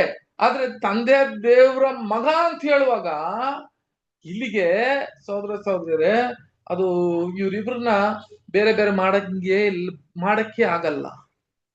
ಯಾಕೆಂತ ಕೇಳಿದ್ರೆ ವಾಕ್ಯ ನಾವು ಯೋಹನ 1ನೇ ವಾಕ್ಯದಲ್ಲಿ ಓದ್ತೀವಲ್ಲ, ಆದಿಯಲ್ಲಿ ವಾಕ್ಯವಿತ್ತು, ಆ ವಾಕ್ಯ ದೇವರ ಬಳಿ ಇತ್ತು, ಅದು ಏನಾಗಿತ್ತು ಅಂತ ಕೇಳುವಾಗ ದೇವರಾಗಿತ್ತು ಅಂತ ಕೂಡ ನಾವು ನೋಡ್ತೀವಿ. ಅವಾಗ ನಾವು ಏನಪ್ಪಾ ಕ್ರಿಸ್ತನು ಇದ್ದಿದ್ದು ಅಂತ ಹೇಳುವಾಗ ಇಲ್ಲಿಗೆ ಕನ್ಫ್ಯೂಷನ್ ಮಾಡ್ಕೊಂತೀವಿ. ಏನಪ್ಪಾ ಕ್ರಿಸ್ತನ ದೇವರು ಆಗಿದ್ದು ಅಂತ ಹೇಳುವಾಗ, ಹೌದು ಸಹೋದರ ಸಹೋದರಿಯರೇ, ಆತನ ದೇವರಿಗೂ ಆ ದೇವರ ನೆರಳು ಹೆಂಗಿತ್ತು, ಆತನ ಒಂದು ಆಕ್ಷನ್ ಈಸ್ ಇಮೇಜ್ ಅಂತ ಹೇಳ್ತಾರೆ, ಅವರ ಇಮೇಜ್ ಅಂತ ಹೇಳ್ತಾರೆ. ಆತನ ಸಾರೂಪದಲ್ಲಿ ಇದ್ದಿದ್ದಂತೆ, ಅದೃಶ್ಯವಾದಿ ಇದ್ದಿದ್ದಂತ ಸಾರೂಪ ಕ್ರಿಸ್ತನು ಆತನನ್ನು ಇಲ್ಲಿ ಬರುವಾಗ ನೋಡ್ರಿ, ತಂದೆಯ ದೇವರು ಆ ಹೃದಯವನ್ನೇ ಆತನು ಕೊಟ್ಟನಂತೆ. ಹೆಂಗೆ ಅಂತ ಕೇಳಿದ್ರೆ ಅವರ ಪ್ರೀತಿ, ಆ ಪ್ರೀತಿ ಹೆಂಗ್ ಸಿಗ್ತದೆ ನಮಗೆ ಅಂತ ಕೇಳಿದ್ರೆ ನೀತಿನ ಮುಖಾಂತರವೇ. ಆ ನೀತಿಯನ್ನ ಪೂರೈಸುವಾಗ ಈ 3 ಕೂಡ ಏನಾಗುತ್ತೆ ಅಂತ ಕೇಳಿದ್ರೆ ನಮಗೆ ಅದನ್ನ ಅರ್ಥ ಮಾಡೋಕೆ ಸಾಧ್ಯ ಆಗುತ್ತೆ. ಸೊ ಸಹೋದರ ಸಹೋದರರೇ, ಇಲ್ಲಿಗೆ ಆ ನೀತಿ ನಾನು ಅರ್ಧ ಮಾತ್ರ ಮಾತಾಡಿದ್ದೀನಿ. ಆ ನೀತಿ ಏನು, ರ್ಯಾನ್ಸಮ್ ಸ್ಯಾಕ್ರಿಫೈಸ್ ಅನ್ನೋದು ಏನು ಅಂತ ಇದರಲ್ಲಿ ಪಾಠ ನಮಗೆ. ಬರೀ ರ್ಯಾನ್ಸಮ್ ಸ್ಯಾಕ್ರಿಫೈಸ್ ಅನ್ನು ಹೇಳುವಾಗ ಅದು ಆದಾಮ್ನಿಗೆ ಸರಿ ಸಮಾನವಾಗಿ ಕ್ರಿಸ್ತನು ಅಂತ ಹೇಳಿ ಮುಗಿಸೋದಲ್ಲ, ಬರೀ ದೊಡ್ಡ ಪಾಠ ಐತೆ ಇದರಲ್ಲಿ. ಆ ಕೊಂಬುಗಳೆಲ್ಲ ಏನು ನೋಡ್ರಿ, ಇದೆಲ್ಲ ರ್ಯಾನ್ಸಮ್ ಸ್ಯಾಕ್ರಿಫೈಸ್, ಇದೆಲ್ಲ ಏನ್ರಿ, ಅದು ಈಡು ಬಲಿಗೆ ಸಮಾನವಾಗಿರ್ತದೆ. ಅದರಲ್ಲಿ ಒಳಗೆ ರಹಸ್ಯ ಬರೋ ವಾರ ನಾವು ಅದನ್ನ ಕಂಟಿನ್ಯೂ ಮಾಡೋಣ. ಈ ಒಂದು ಪಾಠ ಕೇಳಿದ್ದಕ್ಕ ತಂದೆ ದೇವ್ರು ನೀವು ಕೂಡ ಬಹಳ ತಾಳ್ಮೆಯಿಂದ ಈ ವಿಷಯಗಳನ್ನ ಕೇಳ್ತಾ ಇದ್ದೀರಾ, ಅದು ಕೂಡ ಕೃತಜ್ಞತೆ ಹೇಳಿಕೊಂಡು, ಬ್ರದರ್ ರವಿ ಇದ್ದೀರಾ? ಹೊಟ್ಟೋಗ್ಬಿಟ್ರ Ravi brother?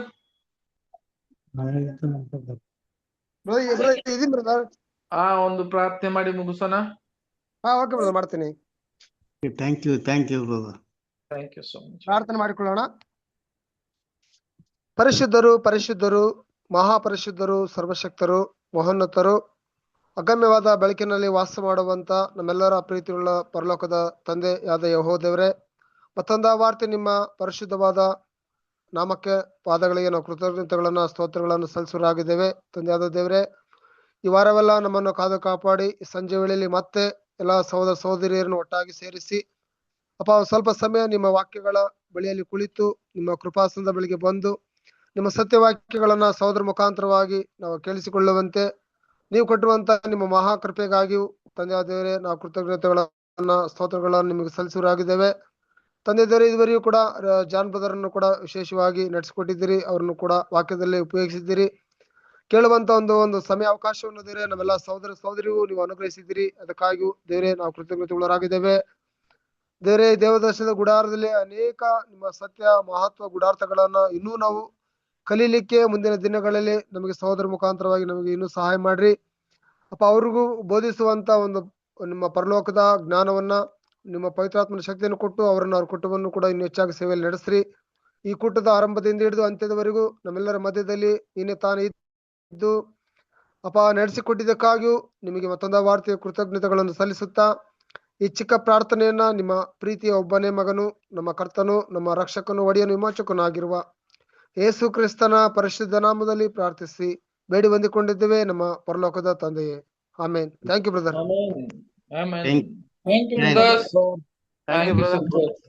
Thank you, brothers. Thank you, sisters. Thank you, brother.